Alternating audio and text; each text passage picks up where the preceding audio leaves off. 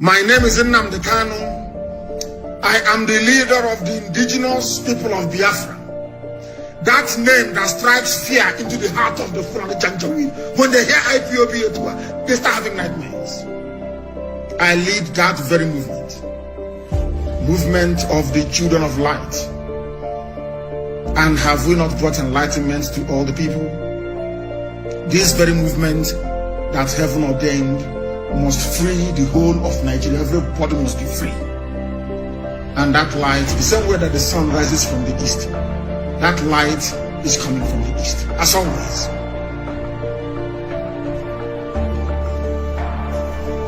I am the director of Radio Biafra and Biafra Television. God gave me another assignment this year. It seems.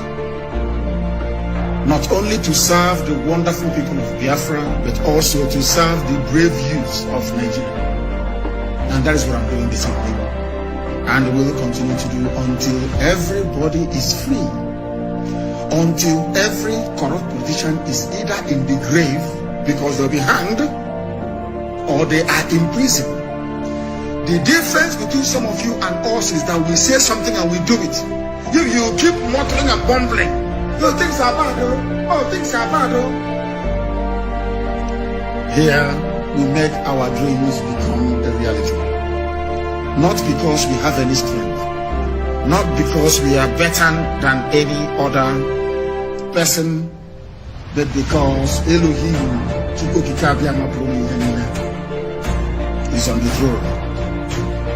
I am always speaking the truth. You may not like it, but it is the truth.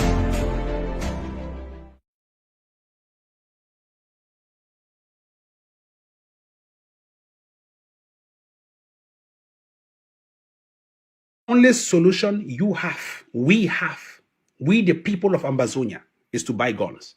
If I were you, if I were the people of Ambazonia, if I was God, to get into your head, I'll tell you that, look, when you come to the United States, for example, when you come into the United States, for example, let me tell you, I live in California, okay? I live in San Jose, California. Closer down the street, or the block, as they call it, there is a gun shop. Taking left, going down further, there is a gun shop. We have a shooting range. Every Saturday I go for shooting. We have a shooting range. That means you shoot. A shooting range, you have a gun and you shoot. If America can allow citizens to own guns, licensed weapons, to shoot, go for shooting range and shoot, but not to kill civilians, to allow civilians to have weapons to protect themselves. What more of you, the Biafran, that has been slaughtered by the Fulanis? You Biafrans have been slaughtered by Fulanis. Fulanis come into your area. It is unheard of. I mean, like, let me just say this clearly because it looks like they don't understand what I'm trying to say. Biafrans, Fulanis come into your area. Fulanis, like you guys have a Fulani president called Muhammadu Buhari who is clinically dead. Fulanis come to your area with clubs, machetes, and slaughter your people. And you sit and you complain on Facebook.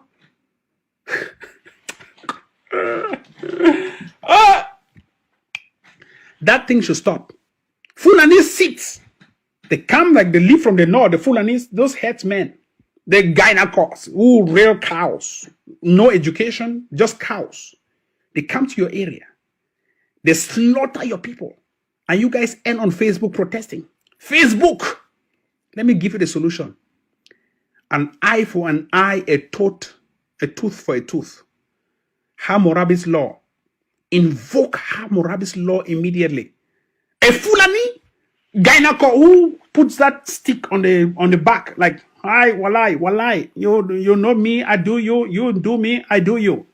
Fulanis come, slaughter your people, and go scotch-free into their land, sit and rest, and enjoy the news on Nigerian TV, enjoy the news on CNN. You must be mad in the head. You the Biafrans, you must be mad in the head. If a Fulani man gets into Biafra to slaughter your people, when you catch him you have to do the exact thing to that Fulani man. The exact thing to that Fulani terrorist. You don't condone terrorists. And God does not forgive terrorism. If they come to your land, you have to get the right weapons to wipe them out of that planet. Wipe them out of that area. No Facebook. You don't need to talk too much on Facebook. Get the right weapons. What you need, Biafrans, are guns and bullets. I don't look. The border is so open for you to have guns and bullets. We Ambazonians have it. Why can't you have it? And you are complaining about Fulanis. You are 70 million of you, and a small group of cattle rearers, Fulanis, get into Biafra and wipe your people out. And you sit and you're complaining on Facebook and sharing. Will Facebook come to rescue you? Facebook has not rescued Donald Trump. Will it rescue you? What you need, Biafrans, are guns, explosives, and bullets. Guns. That is the solution that has worked for us, the people of Ambazonia, against La République du Cameroon.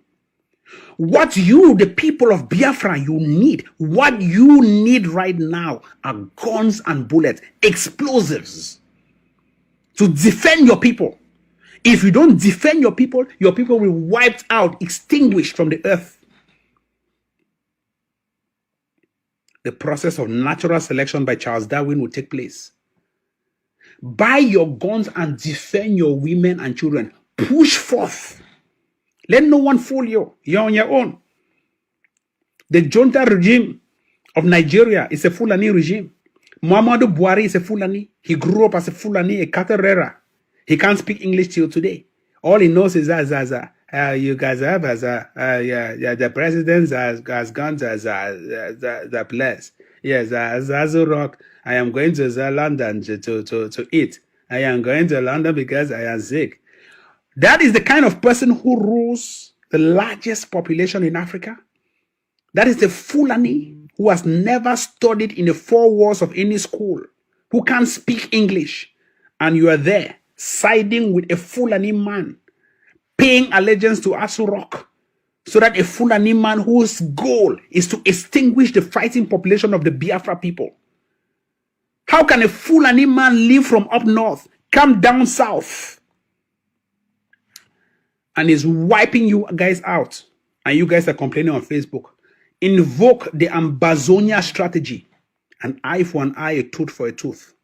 Wipe them out before they wipe you out. It's a self-help situation. It's a self-help system. Wipe them out. And immediately declare a strong war against the Fulanis. That is how you invoke your power. Don't take them they are not educated. They are not. And they cannot be educated to fight you guys.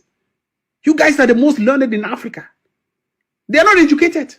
The same thing we've done for the people of Ambazonia.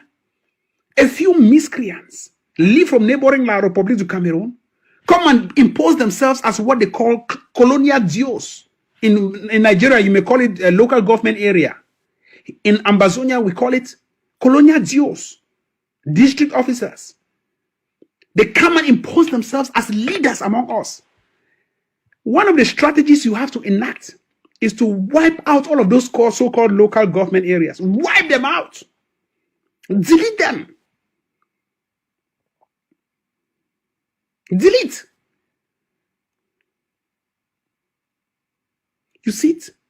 Someone who bribes to get his or her way into Enam, all of those public schools in neighboring La République du Cameroon, jumps into Ambazonia, automatically becomes wealthy because he sponges on the people's sweat and blood.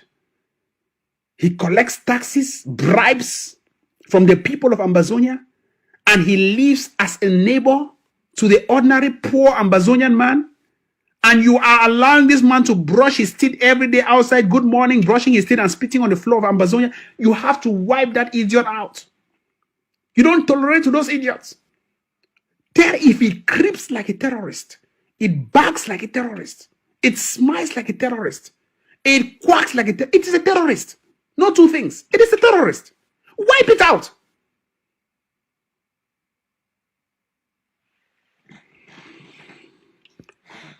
Even if Britain is supporting them, who cares?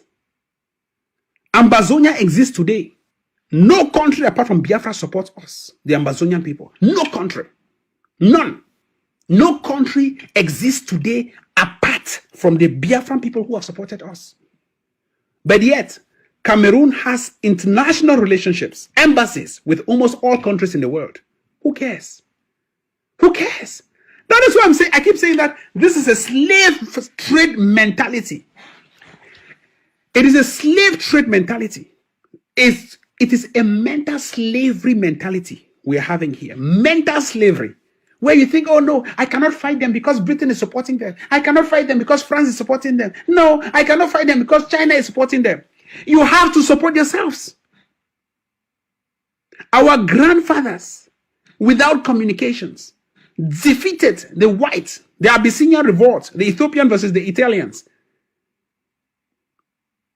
The King Menelik, he defeated the Italians without communications, without anything. Italians who were already having international relationships with other countries dating back to the 1964 Westphalia Treaty, they could still defeat the Italians in the Abyssinian revolt without any communications. What more of you who has all means of communications today?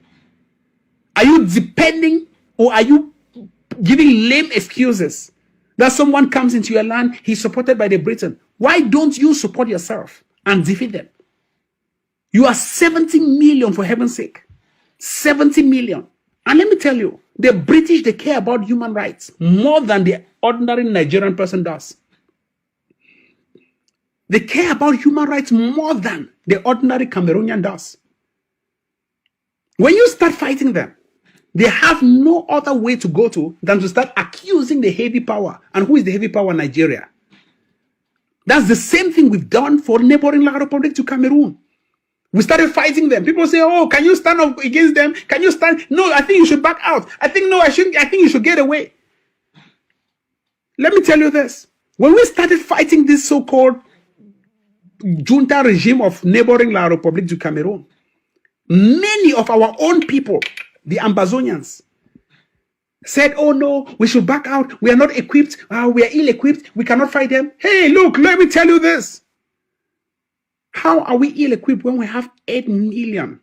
Even among the 8 million, if we have just 2 who are willing to buy guns, you start taking out 1, 2, 3, 4, 5, 6, the power of numbers. You start defeating them morally, psychologically, and pulling more numbers to yourself. How do we do it? Cameroon is heavily sponsored by France. Cameroon is heavily sponsored even by the United States. But when we started this war, France started backing out. Today, France is barely showing its face in this fight against Ambazonia versus La Republique du Cameroon. Britain started backing out. Today, British Parliament, the parliamentarians in Britain are speaking against Cameroon. But before we started this war, they were not speaking against Cameroon. So don't be afraid. They will speak out against them. Britain started speaking out against them. America went on to pull back its military aid from Cameroon. Let me tell you this. Don't be afraid of Britain supporting whoever they want to support. You have to be worried about your own self. What are you doing to liberate your own homeland?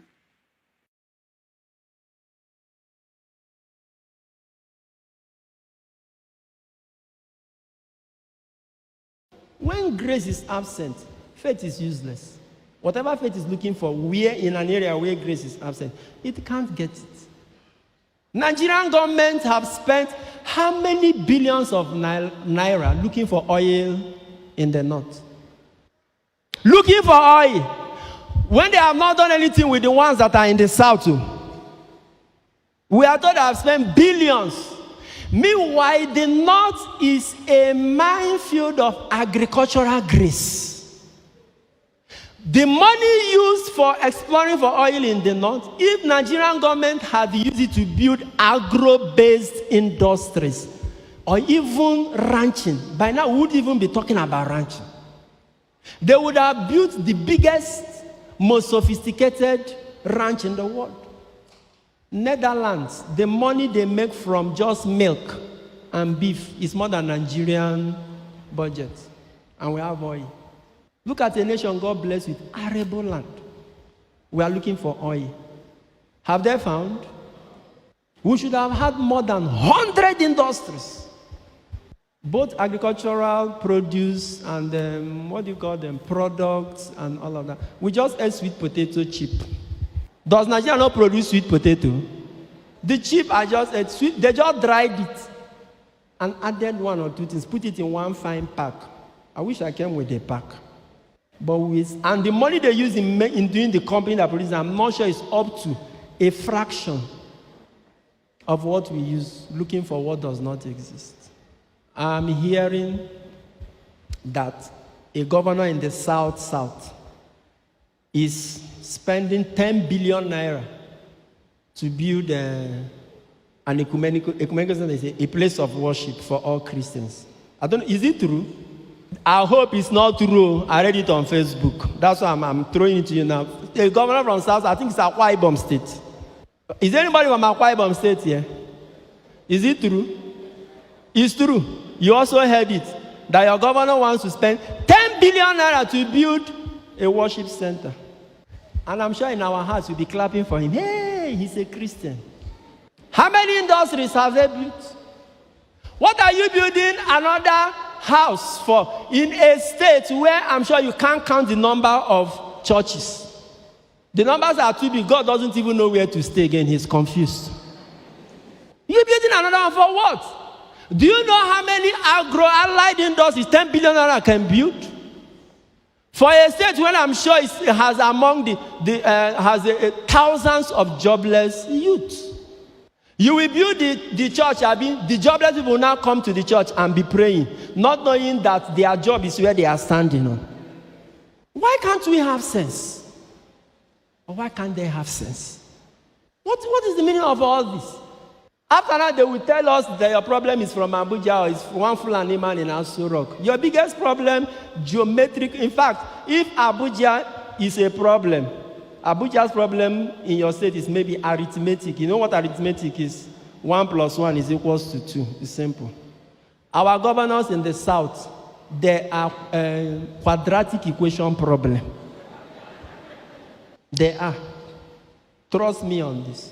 Is it that when you build that house now, people will enter there and all their problems will be solved? We want to be industrialized. We want to be as prosperous as industrialized nations, but we are not building industries. We are building mega worship centers that are not necessary. And then we enter inside those mega worship centers and be praying to be like industrialized nations. Na sense on I know get. I know they with her. I'm not there among them. Seriously. Nigerian Christians and religious people, including our politicians, they are like a man. God has blessed you with orange tree. No, not orange, mango tree. Mango tree that produces fine mango fruits. When the tree produces mango fruits, what do? You plug the one you can eat, you eat the ones you sell, Abi, and have money. But our mentality here is that we will cut the tree, saw it into wood, use it to build church. Then we enter inside the church and be praying, God, give me mango. God, give me mango. That's our mentality. That's our mentality. God gave it to you. To watch full videos and get notifications for new. If Nigerians listen very well, the president, when he came to power, said, I'm for nobody, I'm for everybody, which is what he should be. But eventually the president said, those who voted for me, I'm going to give them 95%. That's a hate speech against those who didn't vote for you. It is a total violation of the oath of office and the Constitution of the Federal Republic of Nigeria. Once elected, you are no longer president of APC or PDP, but a president of the whole Federal Republic of Nigeria. Buhari violated that. In his appointment, there are 14 heads of security agencies in the country. 11 are from the north, 2 from the southwest, and 1 chief of naval staff from the south-south. Nobody from the southeast. Is that not hate? That is not even hate speech, it is hate action. Now, in the appointment, of inner circle, like chief of staff, secretary to the government, everybody thought he had gone to Boneonu. You remember? And he did his usual thing. So we began to see nepotism on the part of a president. Good evening, wonderful people, great Biafrans, wherever you are. We are welcoming you to hopefully another exciting edition of our presentation this very day, the 18th day of April, in the year of our Most High Elohim, 2021. Good morning, good afternoon, good evening, and good night to some of you. This very broadcast is being received right across the surface of this very planet Earth. Wherever you are, regardless of your time zone, as long as you have an internet-enabled device, once you have access to the internet, once you have a transistor radio in Biafra land and parts of the zoo called Nigeria, once you have a satellite receiver, you should and ought to be able to listen to us this very evening, morning, noon, or night, depending on where you are.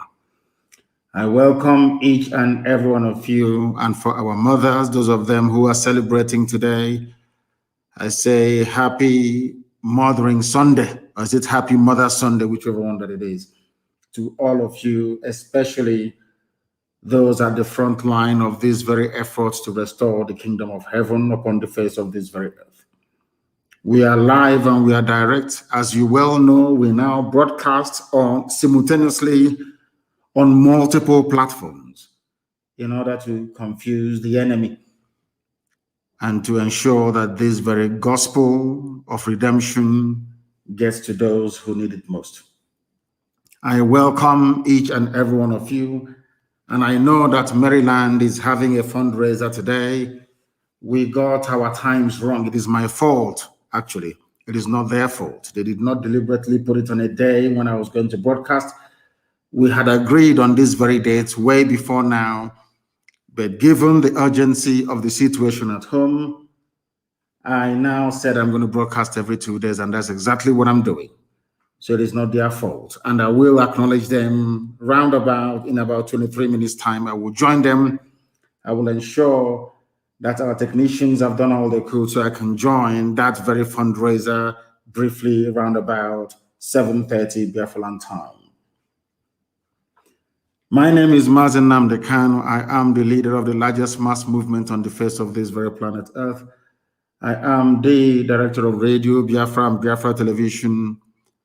But the most important title that I hold, and above all, is that by this very special grace of the Most High, Elohim Adonai El Shaddai, I am and will remain a servant of the wonderful people of Biafra. Our job is very simple: to restore the kingdom of heaven upon the face of this very earth, that the scriptures may come to fulfillment. As I keep reminding everyone, anytime you recite the Lord's Prayer, the prayer that Yeshua prayed when they asked him, "Rabbi, teach us how to pray." And he said, "Our Father who art in heaven," signifying that there is only one God, one Creator, one Alpha and one Omega. "Hallowed be thy name," which means there is no other name above that of our Creator. Olisa. No other name. Because Jesus himself said, "Hallowed be thy name. Thy kingdom come on this very earth," which is the kingdom of Biafra that we're fighting for, the kingdom of God upon the face of this earth. "Let thy will be done in our lives as it is in heaven."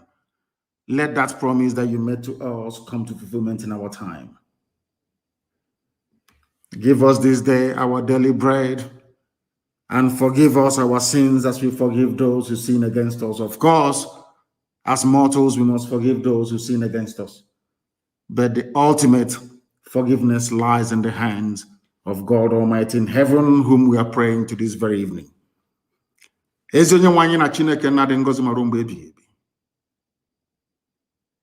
Onye ihe na-akpọ isi ala enyi anyanwụ ọnwa kpakpando na-erubere gị isi n'ihi na ọ bụ naanị gị bụ mmalite na ọgwụgwụ, naanị gị bụ ọkaka, naanị gị bụ Chineke nna nke pụrụ ihe na iji eme ọnụ onye anyị ji anya isi anyị bụ anụkwa ahụ ezi ebere ngọzi anyị bụ ike ọbụla nna nke ebere ọ bụ n'ihi gị ka anyị ji wee je ndị were n'ụbọchị nketa anyị wee were njem a nke anyị onwe anyị na-aga wee nyefee gị n'anya ka agbanyeghị ihe ka anyị na-agabiga ụbọchị niile agbanyeghị ndị nọ n'ụlọ nga nọ n'ụlọ iko ndị a na-atụrụ ndị egburu egbu nna nke igwe ndị a na-akpagbu ụbọchị niile anyị wee na-asị gị eze ebere ngọzi biko lekwakwa nke anyị na-ebe n'ude nke anyị na-asụkọ wee bịa n'iru gị ka iwee gbaghara anyị mmehie eze ebere ngọzi wee mee ka okwu gị n'isi anyị wee bịa na mmezu na ndụ na-abụghị n'ọnwụ anyị wee na-arịọ wee na-agọzi aha nsọ gị na-asị onye kere ihe niile ekere eke mana onye kere biko bịa iwe na ọnọdụ n'ime ndụ anyị ụbọchị nketa n'ihi na ọ bụ naanị ka anyị na-akpụ isi ala nye ọ bụ naanị ka anyị na-aja mma wee na-efe aha nsọ ya mgbe niile ị gaghị ekwe ka ihere wee mee anyị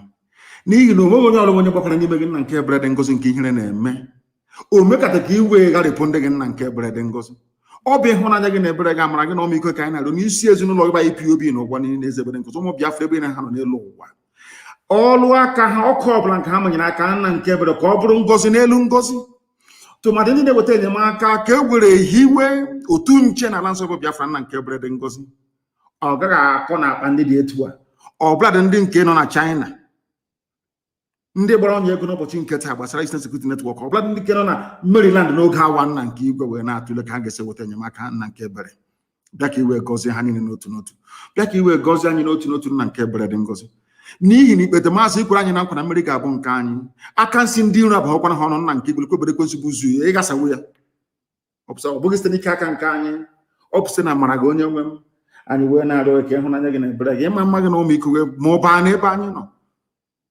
na Biafra ga-abịarịrị nna nke ebere dị ngọzi na-atụfughị mgbe anyị ga-aja aha nsọ gị mma n'ụzọ pụrụ iche ụwa niile ga-esi na ụmụ Biafra nna nke ebere wee ma na ọ bụ gụnwa bụ Chineke nna nke igwe kere ihe niile ekere eke onye dị nsọ mgbe niile ebighị ebi nara ekele otuto nsọpụrụ ịja mma site n'ebighị ebi ma ruo n'ebighị ka a na-arịọ gị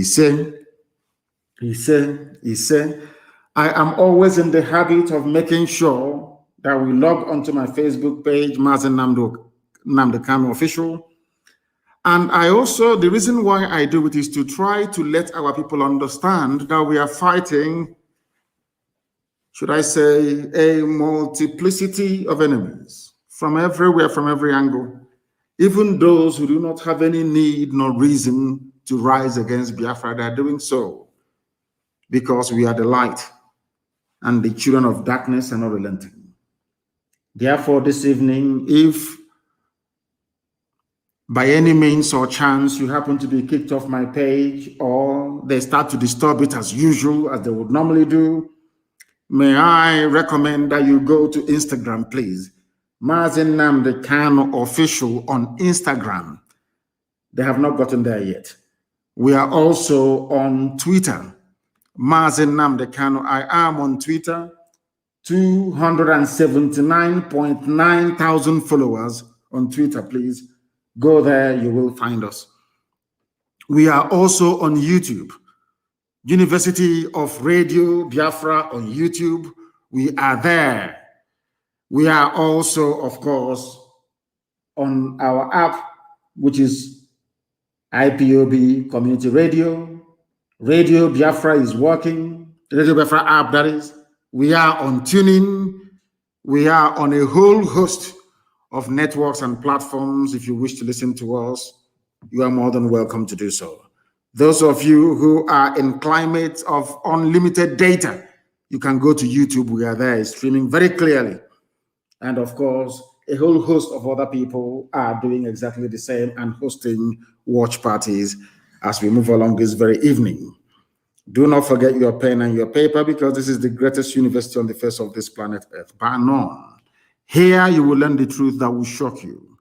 Sometimes when you hear what we have to say, you may, of course, rightfully so, have need or reason to doubt the veracity of what we are saying, but in the fullness of time, you come to appreciate that everything you hear on this very platform is the truth, the whole truth, and nothing but the truth. We must preach this very gospel because we have been ordained to do so. Elohim in heaven has ordained that we must preach his gospel before the coming of his kingdom on the face of this very earth. That is why I have said to all of you repeatedly The reason why Britain doesn't want Biafra to come is because Britain believes rather very laughably that should Biafra come, after that the Messiah will come. That is why there is no way they can allow black people to be free. It's impossible for them. And as we well know, once you have the likes of the Janjaweed with you, once you have people who are willing to do whatever it takes to subjugate their own kind, your work becomes a lot more easier. You see, white people don't have to do very much to hold black people down in bondage and in slavery. Not very. All they need to do, they don't need to come to hassle you. They just go to your fellow black people and get them to do the subjugation and the oppression for them, which the Fulani Janjaweed and to an extent your governors are now doing right across the zoo, not just in the East, but everywhere across the zoo, because they see themselves as being privileged enough to lord it over other people who are less fortunate. This evening, I'm going to start by laying, of course, as we always do, a very firm foundation upon which our discourse this evening shall rest, for you to try to understand the effort that people are putting into trying to stop IPOB. I want IPOB family members all over the world to understand the pride of place they occupy in the minds of those that yearn for freedom. I want IPOB family members to understand that you are the nightmare that the zoo is afraid of. And I'll prove it to you now. Only I forget about all these other chaffs and idiots. It's only IPOB that the zoo is afraid of once it comes to Biafra Restoration Project. And I'm going to prove it to you now. I'm going to start by trying to analyze the news that hit the airwaves, or should I say, that was published earlier today by the news agency of Nigeria. Of course, it was syndicated, which means that every news outlet in the zoo is encouraged to carry it. It is from the Minister of Information of the Zoological Republic called Nigeria, that contraption created by a white man, not black people, that racist construct. United Africa Company, from there went to Royal Niger Company. A limited enterprise designed by the British to serve their interests. But unfortunately and very sadly, we black people have refused to learn and to listen. But this evening, I shall remind all of us of our duty and responsibility to one another to try to shed the yoke of neocolonialism wherever we find it. This headline reads, "Don't listen to secessionists, Lai Mohammed tells Nigerians." You must pay particular attention to this. Despite all the raging insecurity in the land, despite the dastardly exploits of ISIS in West Africa, despite the murderous should I say, tendencies of Boko Haram and every other Fulani terrorist group, because some of you should not forget that every terror group in Nigeria is owned and financed by the Fulani. That is something you must understand. Rather unfortunately, and should I say, rather very pathetically, some of you are yet to come to terms with this very reality.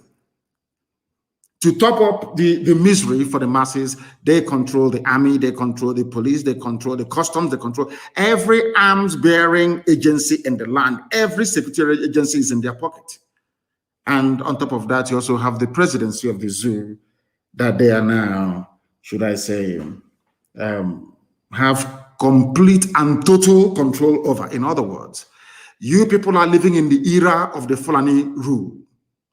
You are living in the era of the caliphate without knowing it. Because you don't have elections in the zoo, you don't have any democracy in the zoo called Nigeria. What you have is the rule, a very primitive rule of the Janjaweed. And to make things worse, there is nobody who is actually in charge. And also, I'm going to prove that to you later on, that we are the ones, we are their tormentors, we are the ones that they're most afraid of. No other person. Anything we say on this platform, the zoo, they listen very attentively, they pay very close attention to it, and they do the best they can, either to mitigate it or to try to rubbish what we are doing. And each time they fail, each time they try to make us look bad, they end up looking very, very ridiculous. I'm going to prove it to you this evening. This news broke this evening, was carried by many newspapers around the zoo. If you Google it, you'll be able to see it there. Don't listen to secessionists, Lai Mohammed tells Nigerians. He said, do not listen to people who are agitating for freedom.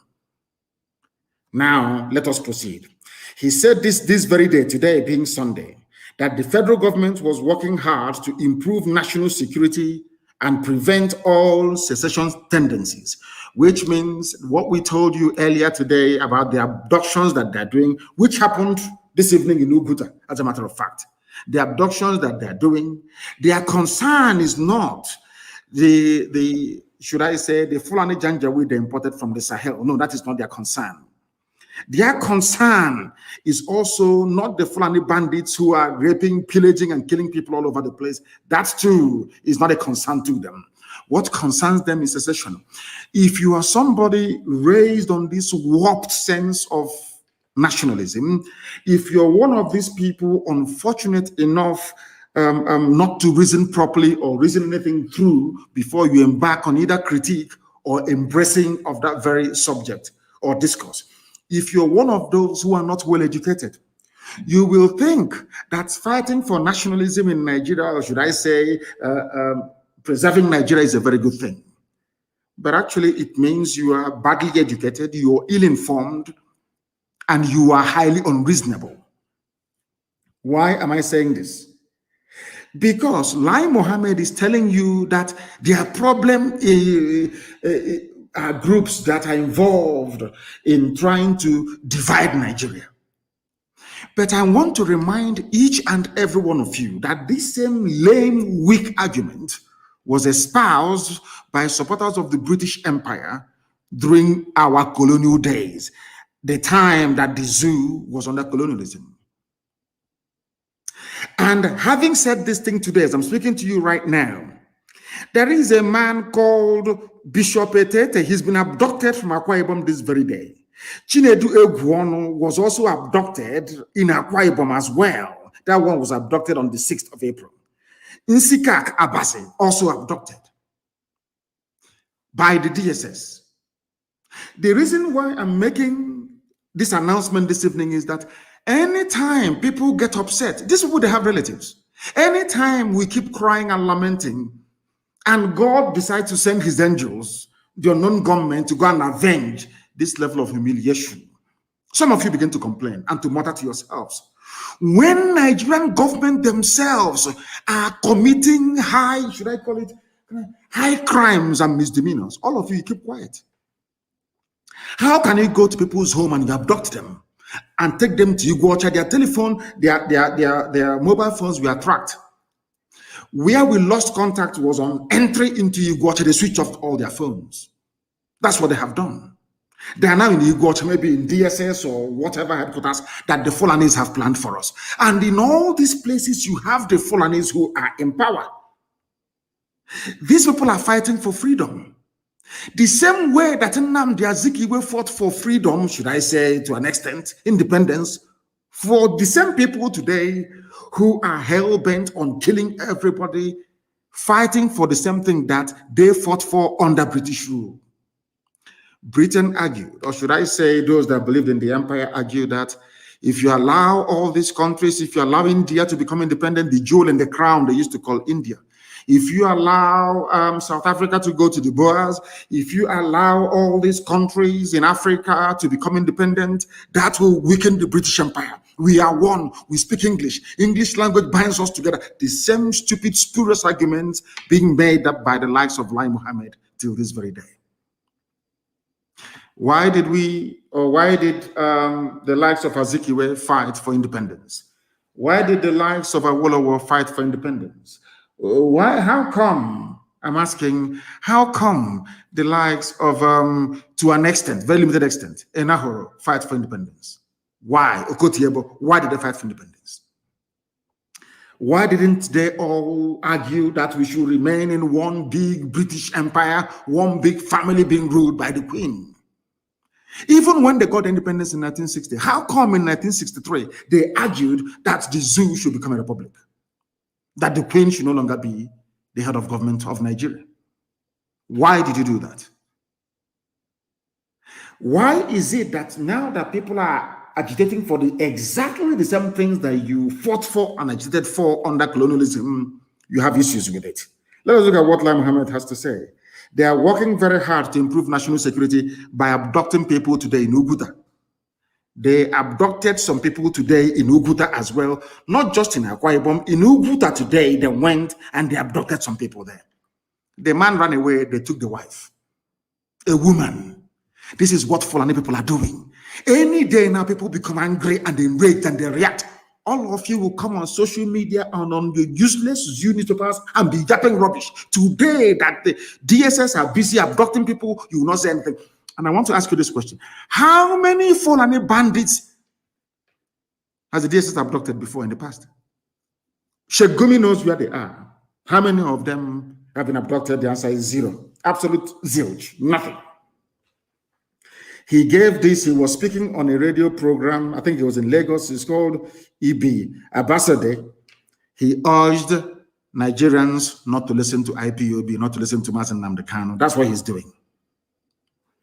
He said, speaking specifically on the issues around security, Mohammed said that federal government efforts in that respect necessitated the town hall meeting on security held on April 8 in Kaduna. The people causing the problem are the same people that they went to have a town hall meeting in the same state, being governed or being ruled by a man, that midget El Rufai, that openly told all of you that he was traveling to Chad, to Niger, to Mali to go and pay Fulani terrorists and bandits to stop killing all of you. He was the man, when asked what was happening in southern Kaduna, he said that the Fulanis were exacting revenge. A governor, that was where they held this town hall meeting. I want to let the whole world understand that Nigeria itself is steeped in hypocrisy. That is something, every time I come on air, I keep lamenting about the state or the mental well-being of Black people, how we absorb information and how we analyze it. I keep saying this all the time. I don't know if some of you actually sit down to give a deeper reflection on this very issue I harp on about all the time. They held a town hall meeting, not in the south that hasn't been ravaged that much by terrorism, but in Kaduna. The same Kaduna that was the epicenter, the beginning of present-day Fulani banditry started in Kaduna, in southern Kaduna. That's where they held this very meeting. That is to tell you that they have taken over your lives. You people are worthless. And I'm saying this with every sense of clarity and sincerity that people in the southern part of Nigeria, you people are slaves, but the funniest thing is that you don't know that you are slaves. You see, in order to occupy you, in order to make you feel relevant, they keep saying, oh, the presidency will go to the south in 2023, which means forget about every other thing that is happening to you right now. Focus, it's just like promising somebody you're going to heaven. If you go to church and pay tithe, you go to heaven. As if they've had anybody from heaven come back to tell them that, hey, I went to heaven, this is what it looks like. They keep promising you 2023. As you're looking at 2023, your land, your forests, your farmlands are being taken over. They are concentrating power, despite the fact that the Fulanis are in control of every facet of life in the zoo, they're even piling on more power upon the one that they have already. And all you can do is to talk about one Nigeria. The meeting brought stakeholders together to chart a way forward. Let me ask you, did any of you, were you aware of any meeting being held in Kaduna or that was held in Kaduna on the 8th of April? Stakeholders is basically Fulani people, maybe from Chad, from Niger, from Timbuktu, with the Sultan in charge. They said that they setting benchmarks for enhanced security and national unity in Nigeria. Unity by force. Unity, the same way that Britain tried to hold their empire by force, crush, imprison, kill, jail. It didn't work. It has never worked anywhere in history. And Nigeria is not going to be an exception. It will never, ever work. They said that their deliberations, or should I say, their conclusions, were presented to the Federal Executive Council and state governors on Wednesday and Thursday of this week gone, respectively. Lai Mohammed pointed out that what united Nigeria was more important than those issues threatening its continuity. And I want to ask anybody with any sense of, I don't know how to put this so that people can actually understand me. I want people to ask themselves this question. What are those things that unites Nigeria? I know some idiot will tell me that an Igbo man trading in Sokoto, in Guzo, in Kotangora is what unites you. The same way you have Igbo people running successful businesses right across the whole of Europe and in the Americas.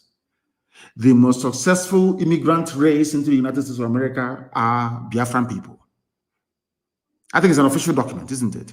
The most successful immigrant race into the USA are essentially Biafran people. Are they not doing very well in the USA? They are excelling in the USA. Is anybody in their right senses ever suggesting that we should be one country with the USA because our people are doing very well? I want to be very generous to the likes of Lai Mohammed and all those misguided nationalists that you have in the zoo called Nigeria. It's a very simple question. If you claim that somebody doing business successfully in Maiduguri or in Bauchi is a panacea, is the reason why we should be together as one country, there are people who are doing very well in the UK as we speak, running successful businesses. It doesn't matter if they are Biafrans, there are Yoruba people doing exceptionally well. These are multimillionaires in pound sterling. Are you now implying that Britain should come back to recolonize us because there are people who are doing very well in Britain? Simple common sense. I'm sure that you know that the answer is no. So I want Lai Mohammed and all those peddling this fictitious line that what holds us together is more than what divides us. What is holding us together now is Fulani laziness and Fulani greed. Their lecherous behavior, blood-sucking demonic behavior. They contribute nothing to the national coffers. I keep asking myself all the time, if you sit down and you ask yourself, what is it that the Fulani Janjaweed, especially their so-called elite, are contributing towards the national development of the place called Zoological Republic of Nigeria? The answer is absolutely nothing. All they do is that they steal. The ordinary Alamajiri Janjaweed may move cattle from place to place. At least they provide meat to an extent to those that want to eat their useless poisoned meat.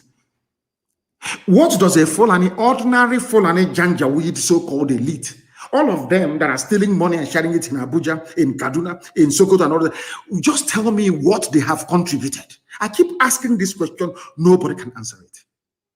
Absolutely nothing. But Lai Mohammed is saying that what binds us together is more than what divides us. And he went on to say, listen, we are moved by security issues around the country and called for a meeting of all relevant stakeholders on April the 8th in Kaduna. That we have ethnicity issues is not new. I'm quoting verbatim what Lai Mohammed said. That we have ethnicity issues is not new. They started to mention the problems of Nigeria. Number one is the beloved IPOB. Second, Boko Haram. And thirdly, farmer header clashes, not Fulani bandits.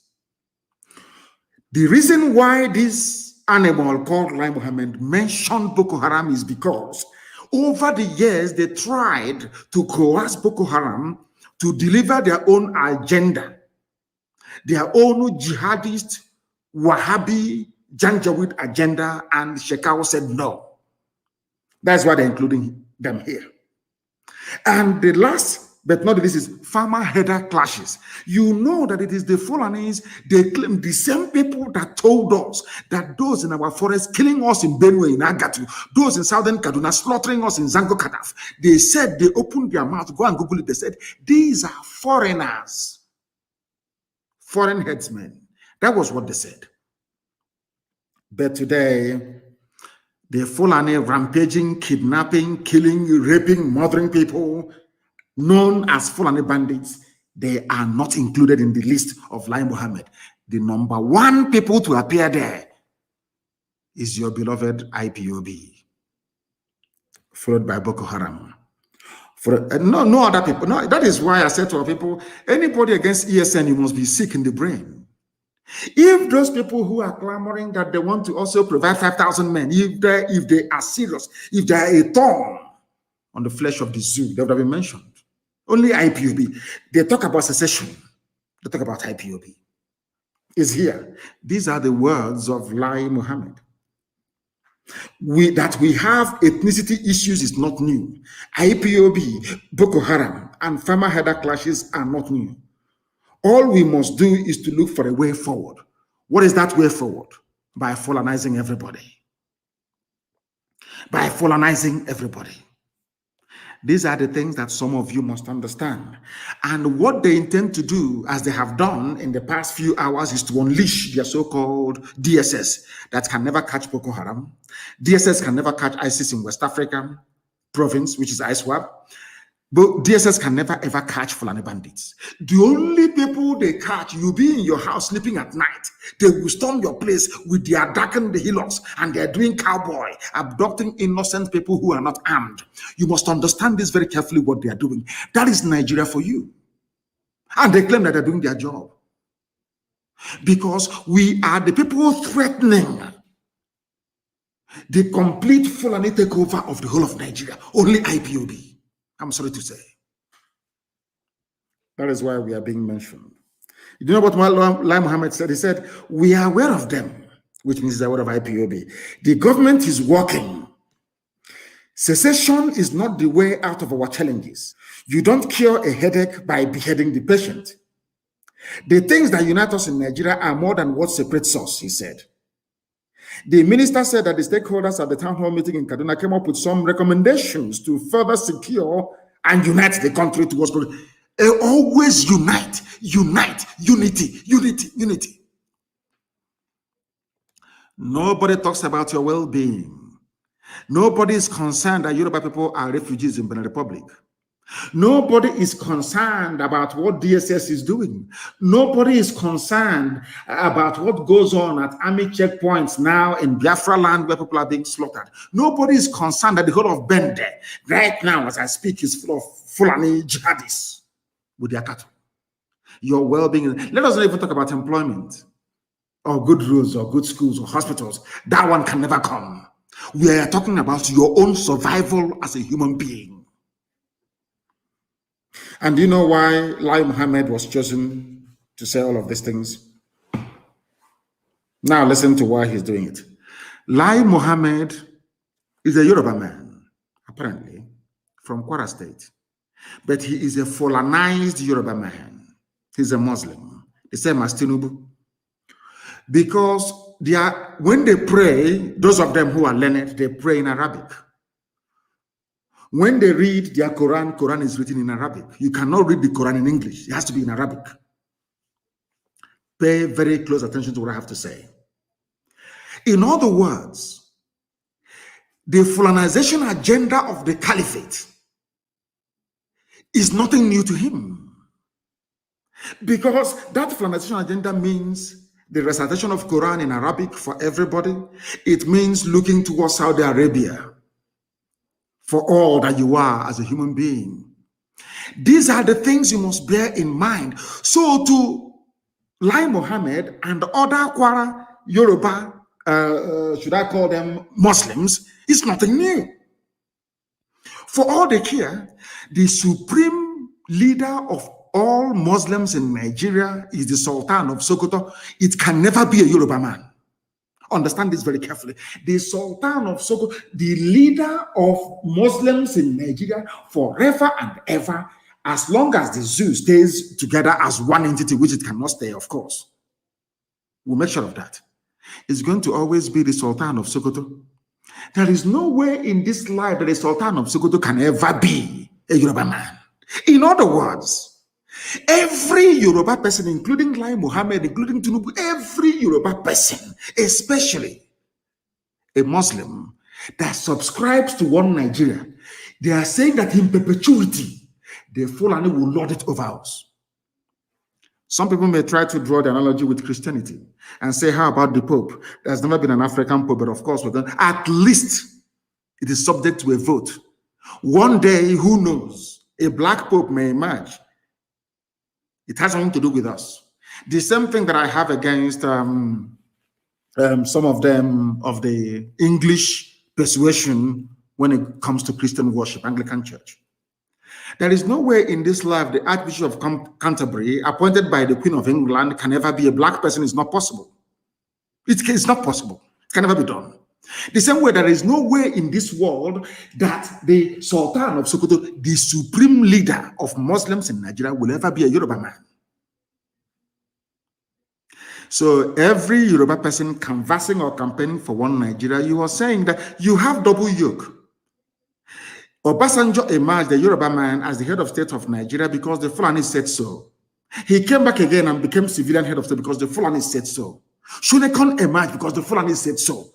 When Yorubas wanted their own person to be the president, Fulani said no. Abiola, and he was not the president. What people are doing inadvertently, what people are doing with them is that they I don't know, they bring this burden upon themselves without understanding the idiocy of supporting one Nigeria. The reason why I touched upon this is because the only thing, Nigeria is a totalitarian state. They give you the misleading and erroneous impression that somehow we're all together in a democracy. Nigeria is a totalitarian state. It's not a democracy. Why am I saying this? Now, there is insurgency all across the north. Restiveness in the south, so to speak, people agitating for their freedom. Let me tell you the recommendation that they come up with in Kaduna. The stakeholders recommended that security operatives be equipped with modern equipment to boost efficiency necessary to win the trust and confidence of the people. Who are the people running your security agencies? Fulani. Who are the people causing the problem of insecurity in Nigeria? Fulani. And I stand this night and I ask everybody who is in that zoo, every animal in the zoo called a Nigerian. I want to ask a simple question.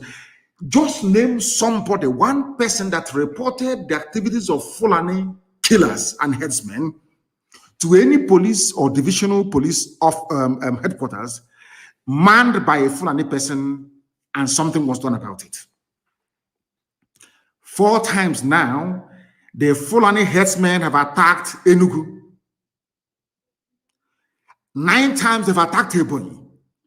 At no point during these attacks did the commissioner for police in any of these states, never ever during these attacks did the commandant or the head of army at 82 Division ever send soldiers to go and stop the slaughter of the innocent in the villages. Never, but they are there. Their job is to keep Nigeria united, not to secure Nigeria. That is why this evening, as we are live on air, I'm announcing that people should stop traveling in and out of Enugu at night. Now, the Janjaweed are operating from Loba, given to them by Ojus Okalo. Loba is a terrorist base of the Fulani in our land. But you have governors all over the place. You have people living in Abuja and in Lagos, pontificating and talking rubbish every place there about their beloved one zoo, one Nigeria. This is what is exactly what gave birth to Eastern Security Network. They have met in their Kaduna. They have held a meeting. Nobody said we should recall all headers and ban open grazing. Oh, sorry, not to ban, to enforce the ban on open grazing of 1969. Nobody is saying anything about it. No, 1968. And I must correct myself. 1968. They're not saying it. Nobody is saying that the bandits they claim that came from Mali, from Chad, from Niger should go back to their land. No. All that concerns them is security, because they need to hold all of you down. As they're pinning you down, the Fulanis are coming in and settling in your farmlands and in your forests without you knowing about it. Or you may know, but you cannot speak. Those you are relying upon to speak have been selected by the Fulani themselves to serve their interest. And you call them governors, you call them Igwe, you call them Eze, you call them traditional, you call them local government chairman. These are people. It's a long-running project of the Fulani to select your leaders for you. And they have succeeded. And that is why in our time, in this age that we are in, Fulani killers can go into Ebonyi State and kill people. Even the governor will not acknowledge it. The army will come and take away the dead bodies of those killed so that the world will not know about it. Because if you go to bring me evidence. How am I sure that they killed people in Ebonyi? How am I sure? Meanwhile, the army took away the bodies. But when the Fulanis were doing the killing, they were nowhere to be found. After the killing, they communicated, say, oh, we are done now. Come and take the bodies. The army will come and take away all the bodies. This is happening in Biafra, and this is happening in Igbo land. But you have governors. You have people that claim they are governors. And they said they launched the other day to protect our land. Within 3 days of their launch of their so-called Ebubago, Ebonyi was under attack. They never responded. It fell upon IPOB to command the Eastern Security Network to go and do the needful to secure our land. And people don't understand what we are facing every blessed day. Every blessed day. You don't understand because they have limitless number. They have armies coming from. These are Fulani. Nigeria has been promised to the Fulani. Britain has given Nigeria to Fulani people. For some of you who do not know, for some of you who are too stupid to understand, Fulani own Nigeria right now, and they know there is no border. They build railway to Niger Republic. There is no scrutiny, no accountability, nothing. Niger people can come into the zoo and register to vote. They can do whatever they like. And all of you from the south, you're just there looking, saying one Nigeria. Sometimes, sometimes I get very, very upset.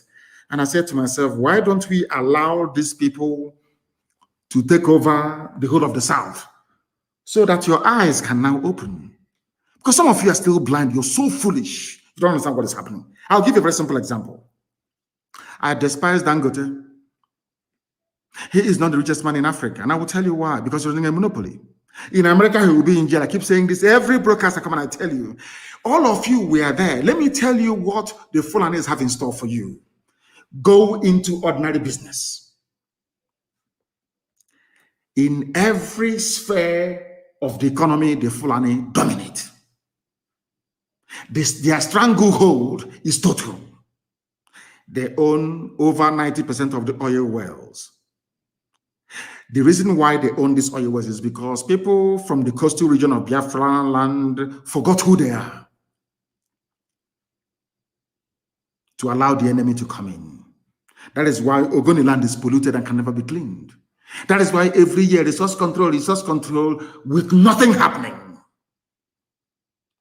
Because of the efficiency of divide and rule that they applied, of course, the British applied. Let me tell you what they have done. Cement. Everybody must buy cement to build a house because of the way the white man taught us to build houses. Whereas before we used to use clay to build our houses to maintain the temperature inside at 26 or 27 degrees centigrade. And all of a sudden it's all breeze block. That is a conductor of heat. Let's put that to one side. For you to build a house, let me tell you how clever the Fulanis are with their British advisors. Everybody needs shelter at some point. If you're successful in life, you're bound to build a house. Even if you don't build, you're bound to rent a house. You're not going to sleep outside. The landlord that built the house or the owner of the house must have built it with a cement. You see how clever they are. The Fulanis thought to themselves, let us control the cement industry. How are they going to control it? By killing off and closing every other cement producer in the country. So that only one man, he's not going to produce the cement, he's going to import the powder and bag it somewhere in Lagos. That's how you have Dangote cement. Over the years. Some of you may have forgotten, but my uncles used to work at Niger Cement Factory at Nkalagu, built by Dr. Michael Okpara. Niger Sem is called, on Kalagu Cement. Some of you have forgotten, but I'm sure if you're as old as I am, you remember BCC Lions of Boko. Have you forgotten Lion Cement from Benue?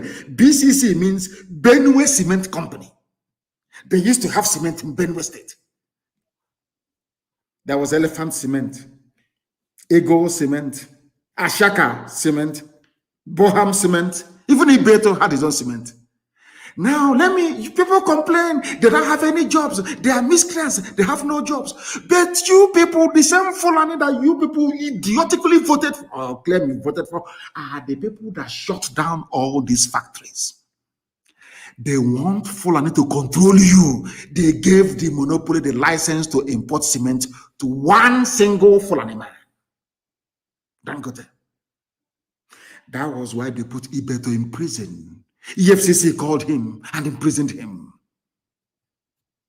to stop him from selling cement. Only one Fulani, only one, mind you, they're in control of the oil. Only one Fulani man. Some of you are so stupid in Nigeria. I don't know the type of God that made some of you, but I will educate and I will enlighten you. If you listen to us without bias, believe you me, your life can never be the same again. Your brain will open. Let me give you an example of what is happening in Zoo. Before now, there was nothing, and Obasanjo is very stupid. I'm telling you, Obasanjo is an idiot. Obasanjo was the man that rubber stamped some of these things that I'm telling you right now this evening. Not only do Fulanis control the oil well, there were a lot of people, thousands of people working in the refineries. Let me tell you what they did next. They went into the refineries and they shut every refinery down. They went and built a refinery under Abacha in Equatorial Guinea. They went into a consortium with the British and built a refinery in Exeter, in England.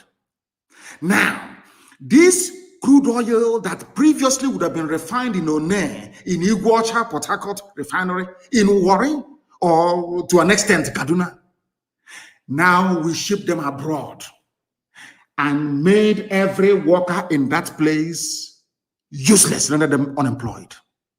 Money wasn't coming in. I want people to understand when Lai Muhammad was saying, what holds us together is more than what, all that rubbish, nonsense. I want to tell you how Fulani took over your lives before your eyes, as you're watching, talking one Nigeria, our flag, our team, Super Eagles, Green Eagles, Siglet, talking about the Fulani, we are stealing your lives away from you before your own eyes. Fulani was not content in owning the oil wells. They shut down the refineries where our parents were working, where you could study petroleum engineering, graduate, and find a job to feed your family. That sector was shut down. Remember, they shut down the cement sector. Very critical. Every day there's construction going on, isn't it? It's a very critical sector of the economy. Building raw materials, of course. Fulani, Dangote one man. Now let me tell you what they did very cleverly. They came to the petrol. Not owning the oil well is not enough. To tell you how much they hate you. They call you a Nigerian, let's unite, but they despise you. They hate you. If not, why would they shut down all these cement factories and allow one man to import? I didn't say produce, import. You will have limestone in Nkalago right now in Ebonyi State rotting away. Shut down. BCC in Nuboko, shut down. Maybe you don't could have taken it to rebag, not to produce, not to manufacture cement, but to import cement powder and rebag it. That's all that they do. And they claim they love you. They claim they want to see Nigeria progress. I am doing this program this evening to let the whole world understand that there is no basis for unity in Nigeria, because the whole thing is based on evil and wickedness. Why? Because Fulani people are not hardworking people. They can't wake up by 5 or 4 in the morning to go to work. I challenge anybody. All those factories that you see in Lagos, in all those industrial belts, I challenge anybody anywhere in the world to tell me if a Janjaweed can wake up by 4 in the morning to go to work in a factory. I challenge, it's a challenge to everybody. Show me one. Now listen. They took over cement, which is very critical. They took over oil itself, the only country that private individuals share oil wells amongst themselves. That is not enough. Instead of moving that oil to the refinery to be refined, where we can find jobs to make kerosene available easily, to make fuel available to run our country. No, not at all. To tell you how evil they are. Those claiming and shouting one Nigeria, to tell you how satanic they are. They moved all those jobs abroad by shutting down all the refineries that you have in your zoo country. And who is in charge of NNPC? Fulani and the Kiari family. Understand? Now, you see what they did? They now moved crude oil abroad to the refineries that they built with stolen money from the public coffers. It doesn't end there. Denying you jobs is not the end, it's not even their problem. Now, to bring that refined petrol back into Nigeria, you will not pay subsidy again to bring back into the country what left the country for free. Hey, zoo. Only if black people can reason. They took away cement sector, very critical in the building of any economy in the world. They took away oil, which is the only thing that you have, so to speak. They export it, they export it and they make money. They bring it back and you pay tax for it. Yet no refineries are working. That is how you have fuel subsidy. The meaning of fuel subsidy is that your refineries are not working. Not that they will not work if you turn them on, but because Fulani shut it down, that they may control your lives. Two sectors. We must all eat, isn't it? Everybody must feed every day. You have to eat something. There is no food you cook in our land without salt in it. No. You must add salt now. It's normal. You cannot have tea in the morning without sugar. Dangote. Ordinary Indomie. Dangote. There was a Biafran I met in Netherlands. He wanted to bring Indomie into the zoo. I think he brought sample. They arrested him at the airport and put him in jail for trying to disrupt Dangote's stranglehold on the, should I say, the ready meal industry, pasta and all this other rubbish that people eat. Only them. Only them. You cannot feed without contributing to Fulani domination of your life. In religion, those of you who are Muslims, Fulani is number one. Politics, they are number one. Army, they are number one. The police, they are number one. Everywhere, they are number one. Anytime you talk, unity. They hit you, they kill you, they arrest you, they shoot you, anything, unity. Because they know what they're benefiting.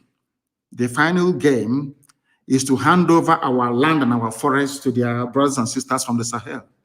And it's happening before our eyes. One shut down refinery that could have employed millions of people. Ibocha down, Warri down, even Kaduna. Who built Kaduna refinery? It's not Obasanjo.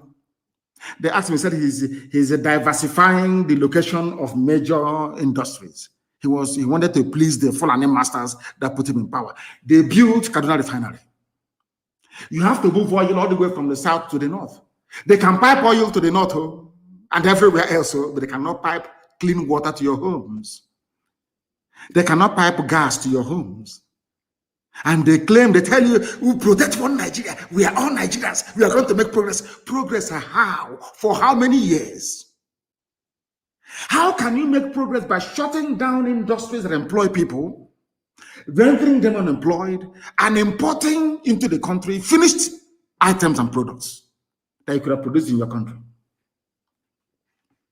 Are you listening to me? So what Lai Mohammed is saying is rubbish.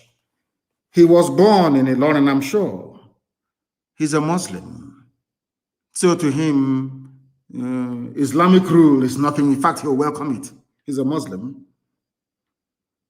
That is why he is pushing for the caliphate agenda, that they may dominate our lives.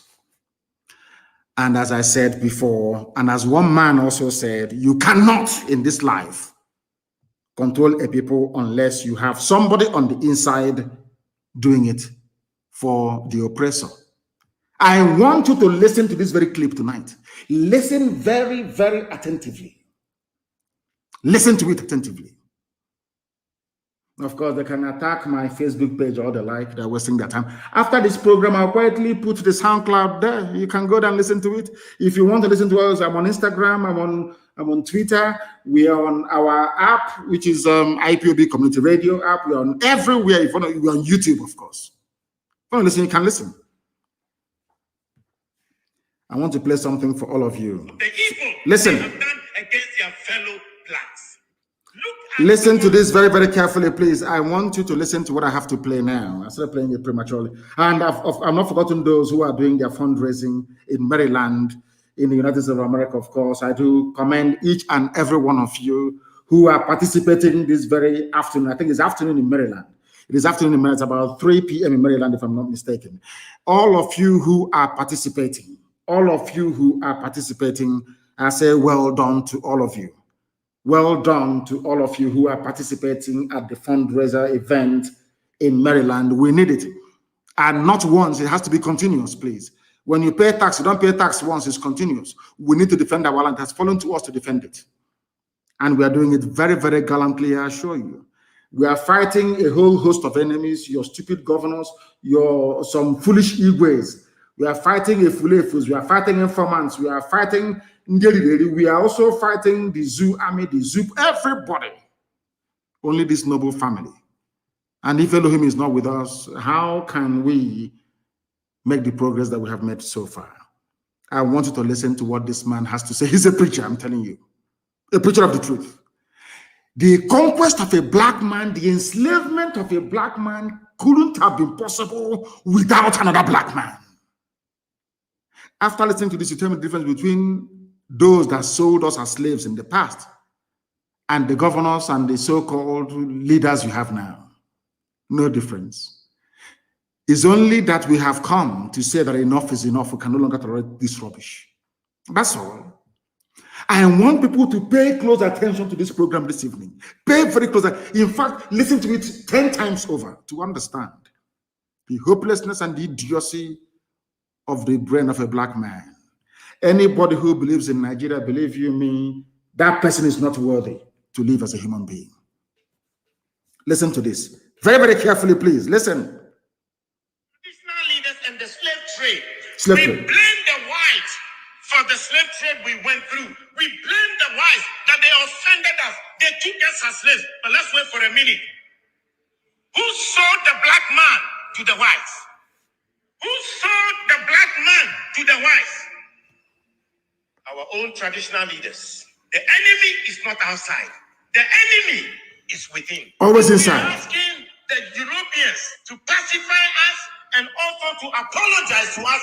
Our traditional leaders must be the first to apologize on behalf of their ancestors for the evil they have done against their fellow blacks. Look at our attitude towards the environment and the destruction of our water bodies. All our river bodies have turned into dark brown. And you know what they said? In the next 20 years, if we don't stop this illegal mining, Ghana, we will import water to drink. Yet we don't care.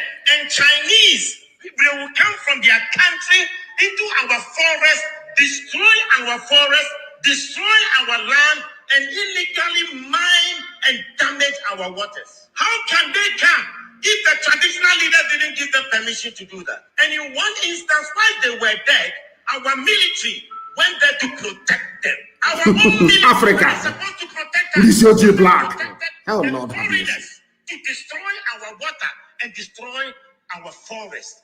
The enemy is not outside, the enemy is within. If you look at our own systems and structures in our country, we don't have a better system to improve the lives of people. Pastor, I was surprised when I read in China, they had a 10-year vision, and they said from 2011, their vision was that in 10 years from 2011, and 10 years from 2011 will be what year? This year, 2021, that they will raise over 20% of the people to become multi-millionaires. Now in 2021, they have 1.8 million Chinese who are multi-millionaires in China, and they are between the age of 40 to 50 years. Multi-millionaires. The government intentionally decided that they will make sure they will have 20% of the population multi-millionaires.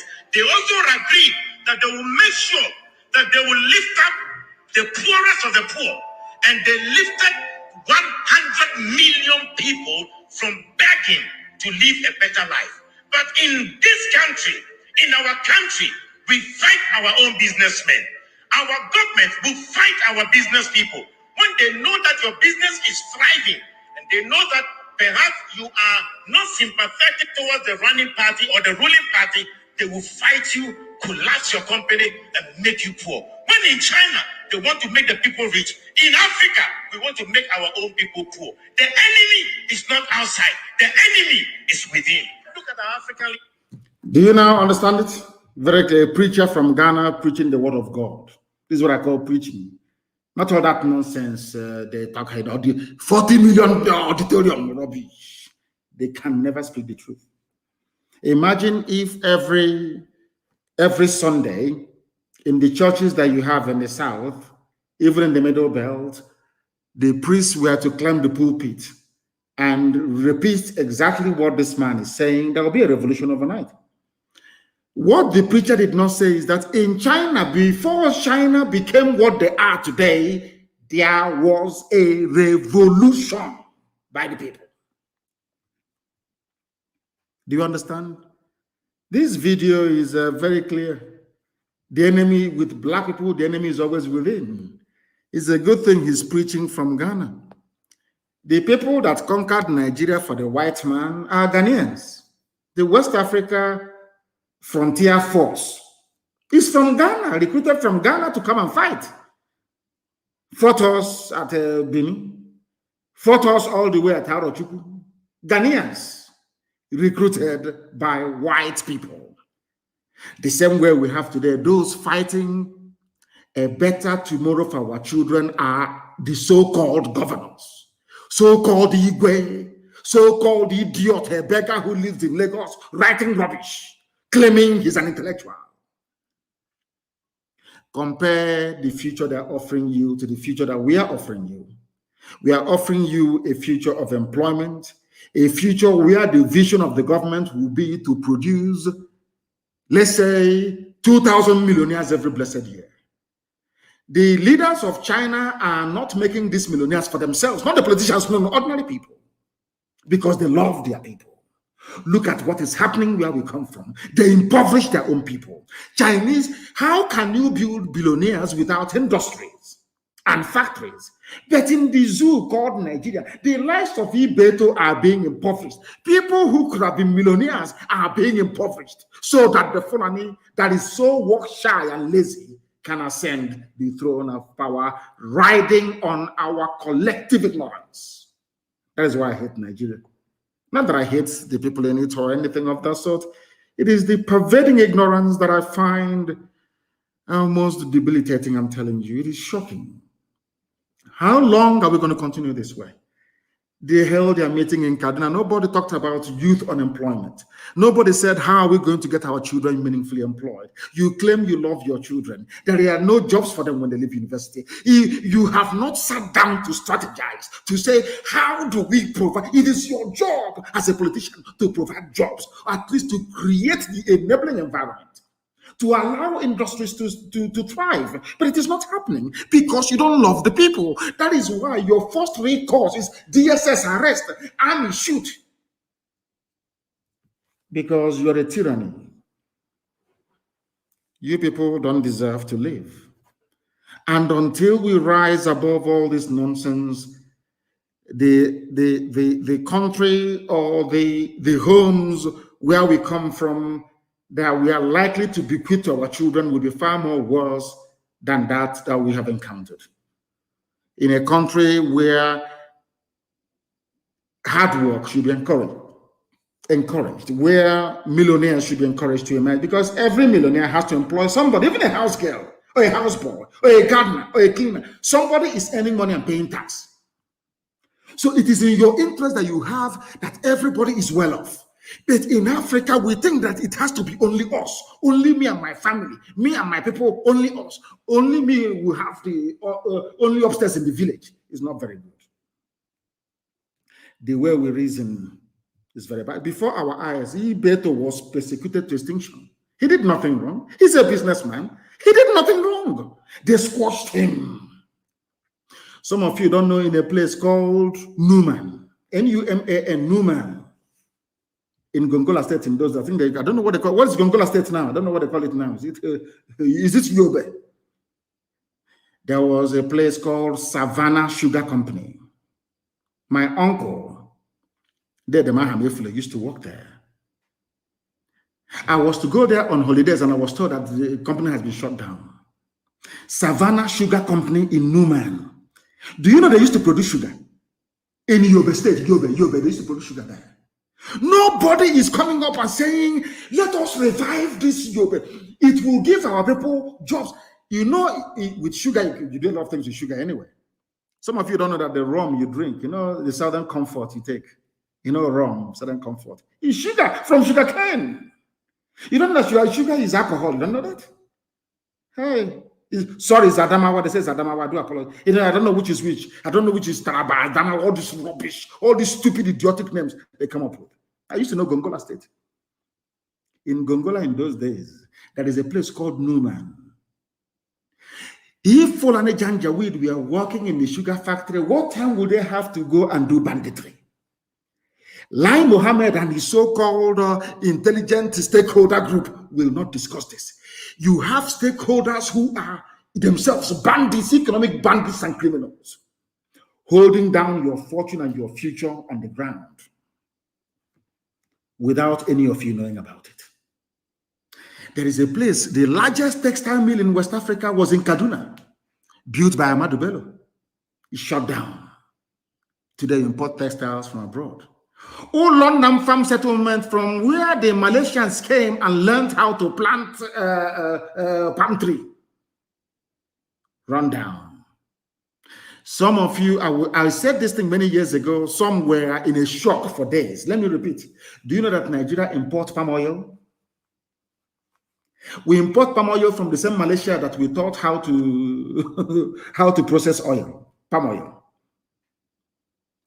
And the people responsible for this destruction of our future will stand up and say, we love you, we love Nigeria. I mean, come on, for goodness sake. Are we that foolish? Are we that stupid?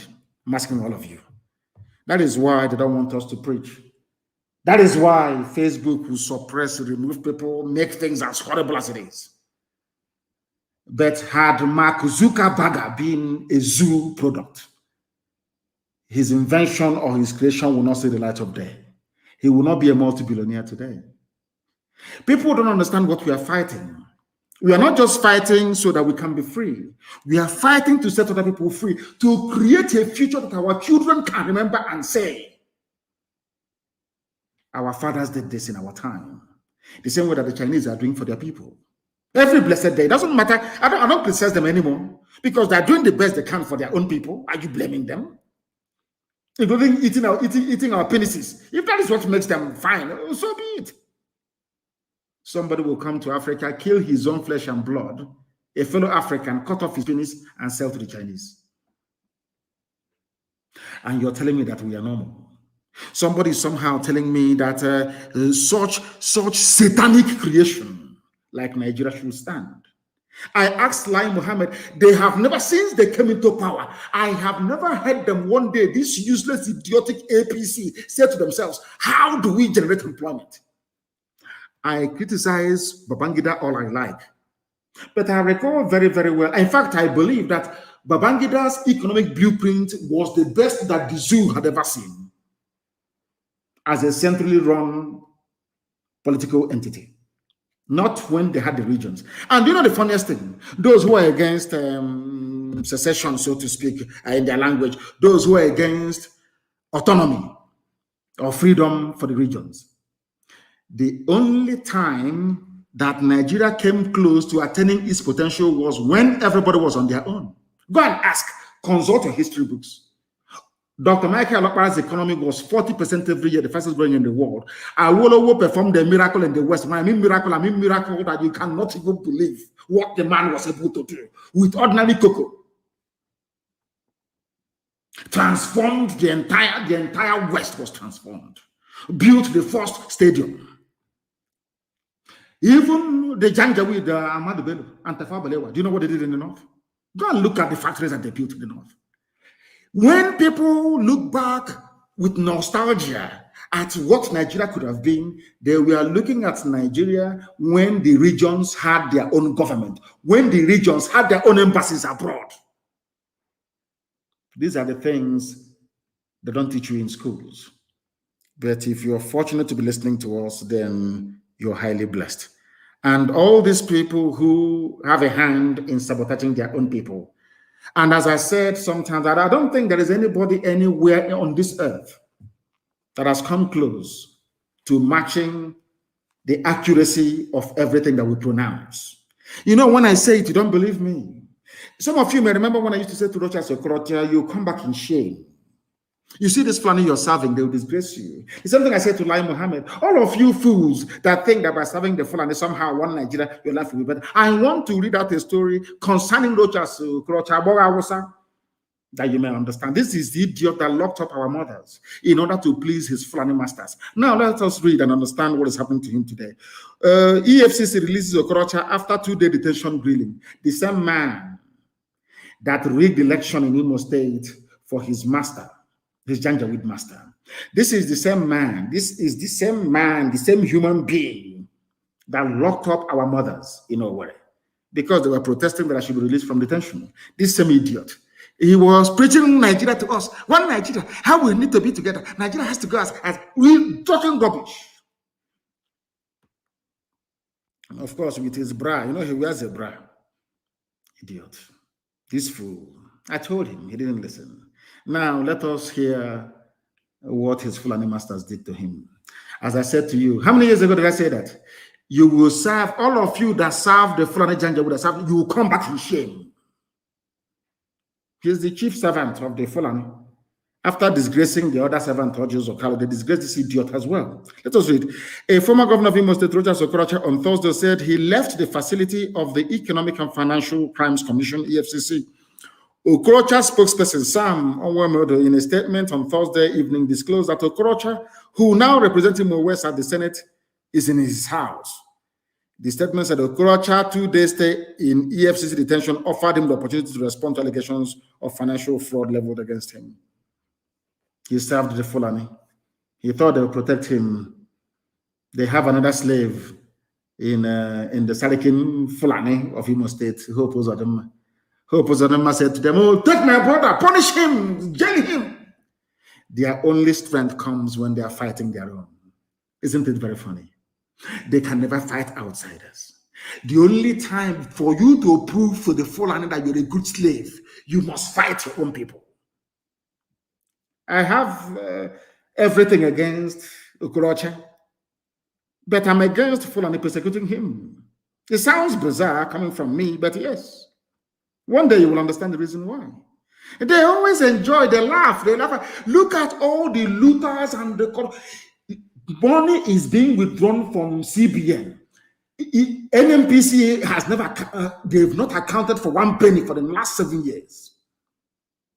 People call it looting. If you steal 1 billion, they say, no, Fulani loot in dollars and in pounds and in euros. Nothing. No one has ever invited the Kiari family to come to EFCC. Of course not. All of you keep disgracing yourselves. You had ESN, you have ESN, that all of you should queue behind. All of you are doing yourselves who will be the best Fulani slave. So they will hear your name on TV or on newspaper and they will say, hey, this is our slave. Let's go and give him some more money. That's what you people are doing. You can never fight Fulani the way we are fighting them. None of you can.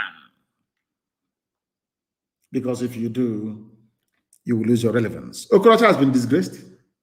Look at him shouting, his presidency is there, rotate you and come to us.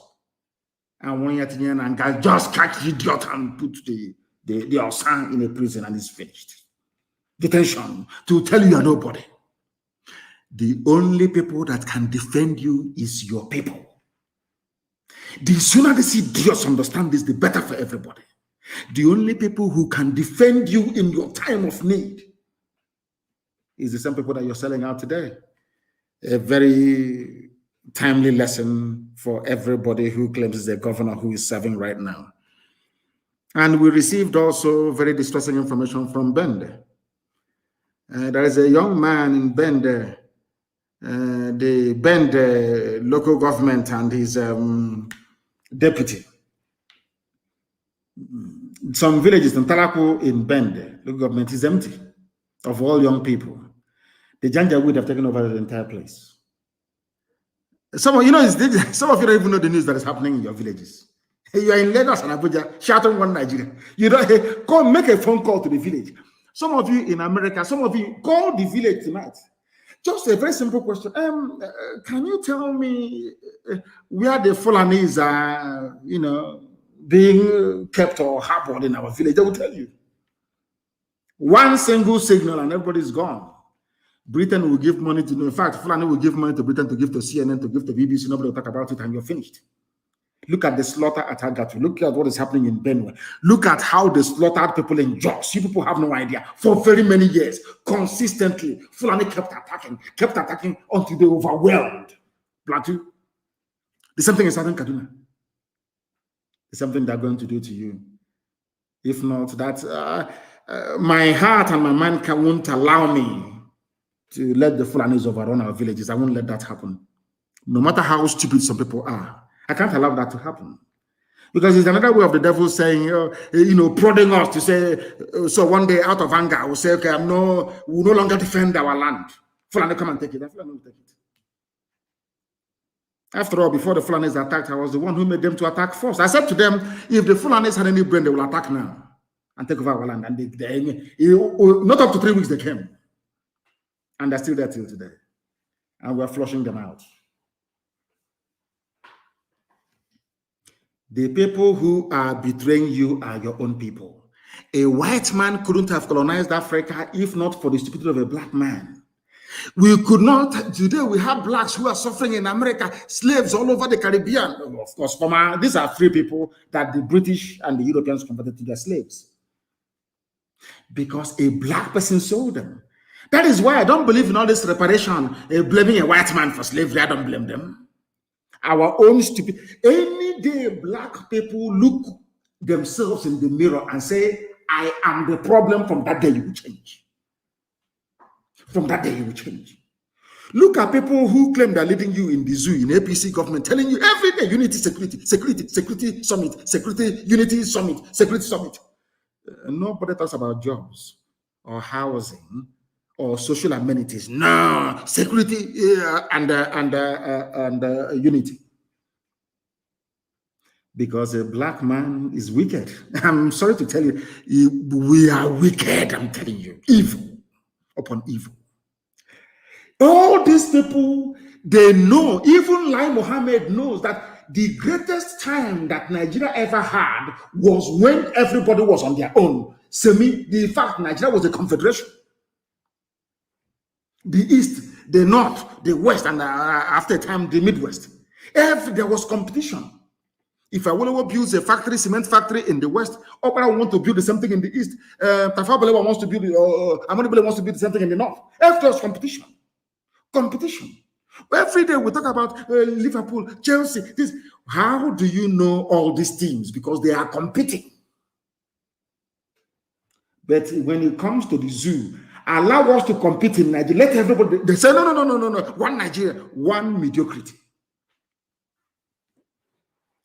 That is why if you don't learn anything here, you will not learn anything in your whole lives.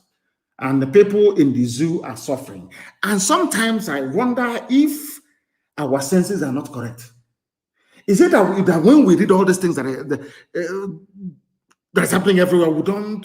What is wrong with us? Things are happening everywhere. Residents who fled Damasak return alleged molestation by Niger Republic soldiers. In Nigeria, you're being raped and shot at every blessed day. You run to Niger Republic, the same thing that you're facing.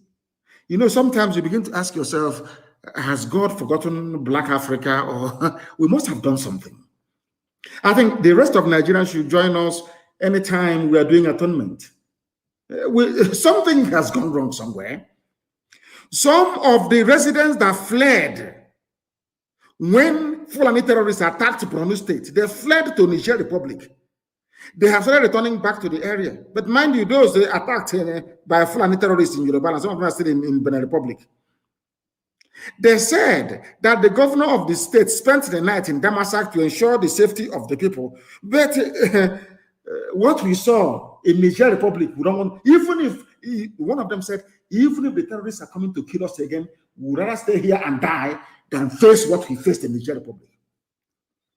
Black people in Niger, they saw vulnerable women and children, most of them Shua Arabs, who are in Borno, most of them Kanuri, fleeing from terrorism. They ran into Niger Republic. The soldiers of Niger said, hallelujah, they have come. They lined them up and started raping them. The same thing. Remember what I said, what goes around comes around. The way they raped our women from MAOBI is how the mothers of those that gave birth to the vagabonds that raped our women are being raped in Niger. What goes around comes around. You know, the thing about Nigeria and Nigerians is that they're so stupid. They are the most stupid people on the face of this earth. I consider your average Nigerian as the embodiment of stupidity, embodiment of idiocy. They cannot reason. When you were busy raping other people's wives, sisters, mothers from MAOBI that we sent to all of you in the north to go and rape to your heart's content, you never knew, you never thought that such a thing can happen to you. But it has happened to some of your mothers now in Borno, to the extent that they are saying they would rather die inside the Borno state than run again to Niger Republic. This is the time for everybody to come together to free ourselves. The likes of Lai Mohammed, they have their houses in Dubai, in London, in USA. They have no interest in your future. When they talk about unity and security, it is to secure their oil wells, to secure their monopolies that they have over your lives. Not because they love you. Not because they love you. Nigeria is the worst evil. Nigeria is worse than evil. Worse than evil. We must continue. We must continue. They swore, we would rather be killed by Boko Haram in Damasak than return to the Niger Republic, where we were subjected to various inhumane treatments by soldiers. So in your country, when your soldiers are subjecting people to inhumane treatment, you are clapping for them. You are clapping for them. So you want Niger Republic to welcome you? No. What goes around comes around. Your sons, your Fulani sons and daughters are busy raping and killing people. The same thing they have done to you in Niger Republic. So now you understand. So now you understand that being evil and being wicked is not good. This is a very great lesson for the so-called governors to learn. A great lesson for them to learn. Because one day they will leave office. One day, if we don't get you now, one day we're going to catch you.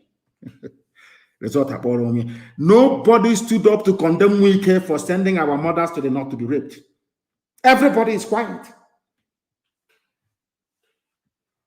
Okay, we'll wait and see what is going to happen. Wait and see what's going to happen. Everything I tell you here is gospel. It is the truth. You can never fault it. Nobody can. You can never, ever fault not one single thing I tell you. Remember when my Facebook was on fire before? I told you, Facebook is working with them. And sadly, most of those that work for Facebook are Yoruba people. Yoruba young people. You would expect them to do that which is right. But there's that thing in us, black people. Our evil, our wicked, evil nature is natural. That is why a young person will leave school. They recruit you into Facebook, and your job is to suppress the truth. Why did Twitter go to Accra, to Ghana? Because in Nigeria, they suppress the truth. Yet they will not learn. They will never, ever learn because they are not as smart as they should be. They are not as smart as they should be. They keep cutting off, keep suppressing, keep doing everything they can. They will keep going back. We keep going back and preaching the gospel of heaven because nobody can stop us. You can't stop us. We are unstoppable. The sooner you realize it, the better for you. And after Oduduwa becomes free, which is going to be, Oduduwa will be free. I am sure that Oduduwa freedom, they will go and fish out all their people that work for Facebook and put them in jail. That would be the best thing to do because they're evil. The young Yoruba people working for Facebook, their mentality was what made it possible for the white man to leave Europe to come to Africa to conquer everybody. They think they're doing the right thing, but they are making a very bad situation worse. And we must tell them the truth. We have to tell them the truth. I told the whole world that this boy, the boy you have now is not Jubril, representing Buhari. Some of you pretend you don't know. The president is back. Buhari is back. This Yoji, I will not meet some of you people in my next life. If there is anything, I will not meet some of you. No wonder you can be colonized by anybody. I'm sure if the Chinese, you have to bring their religion tomorrow, some people will be going there to go and die for them. As I told you before, I remember, I think it was Reverend Jim Jones in Guyana in those days that killed a lot of black people because stupid, wretched black people did believe that a white man, Jesus can only be a white man, not a black man. He told them to take poison and they all took poison and they died. Reverend Jim Jones, I'll never forget, from Guyana in those days because he's a white man. Hey, black. I told you before that the man wearing the mask now is claiming he's Buhari, a young boy. His name is Yusuf Abubakar Muhammad. His name is Yusuf Abubakar Muhammad. You know the mask, the fake mask, the plastic mask you wear, the Buhari's face, the hyper reality face mask. They couldn't make the ear to be very strong. So now, when the boy came back from Britain built a special N95 mask for him so he can breathe. So you can't even know if he's Buhari again or not for some of you who are already confused. But we know it is not Buhari. He no longer anchors the mask behind his ear. Is now around his neck, at the back of his head. Because we exposed him that if he puts that thing on his ear will be bent because it's rubber. It's not real. Go and look at the new, people should circulate that very picture. Go and look at the new mask he's wearing. Not Buhari's hyper reality face mask. The COVID-19 mask he's wearing, he no longer puts it behind his ears. It's now behind his head, around his neck. That goes to show that everybody listens to what we say. Everybody, they listen to us. That is why they have learned. They are now anchoring it around his neck, no longer behind his ears. And they say, welcome, Baba. A small boy. He is now shorter than the late dead Buhari. No wonder Dangote can come and take over all your cement needs, so to speak. Shut down every factory. Sugar the same, salt the same, all of you. And you're there shouting one Nigeria. Richest man in Africa, one Nigeria. I have never seen a bunch of more idiotic people than Nigerians. He has a new mask now. Because as somebody said, he's on a pure, a mixture of pure oxygen, nitrous oxide, the chlorine, and phosphorus to breathe. Oh, dear me. I don't know if those of them in Maryland can hear me, those who are doing fundraising for the gallant men and women defending the land of Biafra, Eastern Security Network, ordained by heaven itself. Once again, allow me to commend all of you who are gathered. And also to tell you, anybody who is fundraising, please make sure that you report everything that you're doing to our sister Nanyanya, very, very important. And also, if you're doing so in the USA, to report to our finance officer in the USA, Madam Oyibo. And if we wait for you and you don't come to us, we will let loose the asset recovery team and you will not like it. You won't like it. So make sure every fund you have raised is sent to us, please. I know that somebody was responding.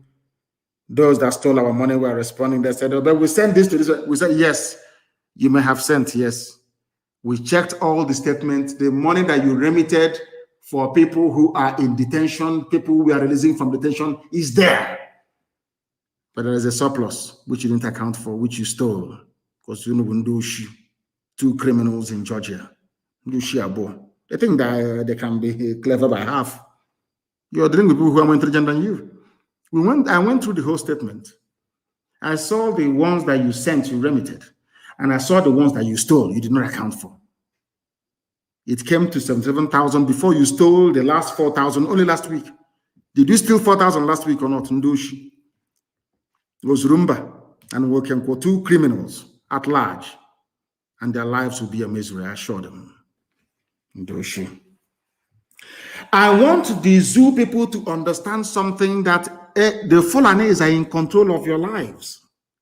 Why we walked against Jonathan in 2015, according to one useless idiot called Babangida Aliyu, the governor of Niger State.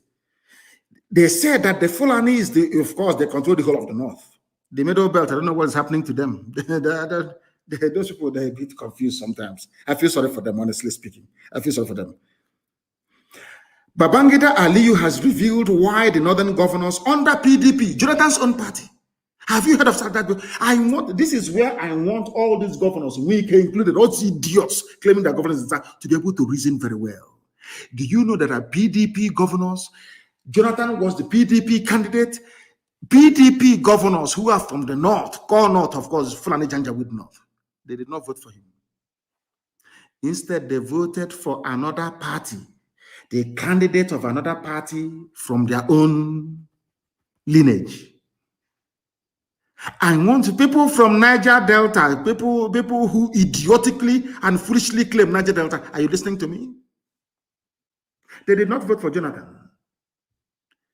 According to them, Jonathan said he would only contest for one term. That was a revelation that this man made. Do you see the way the Fulani in the north gang up to see how they love themselves?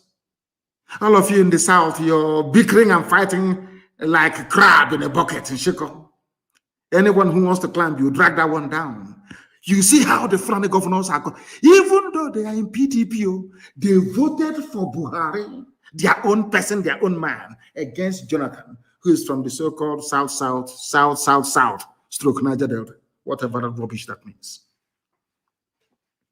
What is their reason? They said because Jonathan said he will only, be there for one term of elected office, because he took over after Yaradua died, I think for about 2 years.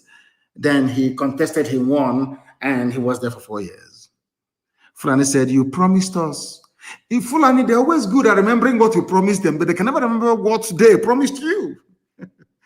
So Jonathan was kicked out, yes? Now, they claim that, it was Jubril that came in 2019. Before now, this little boy took over the wearing of the mask. The mask we are now is Yusuf Abubakar Mohammed from Niger Republic, the boyfriend of Aisha Buhari, not Jubril. Jubril ran away from Cuba at the height of COVID-19 when Abakari died. One day, all these things will be revealed from sources that I'm sure you will believe. Then some of you will say that this is a prophet. Maybe by then it will be too late for some of you. Now listen very carefully, please. The same people that claimed they voted for Buhari in 2015 and voted for him again in 2019 forgot something. And I will quote for them.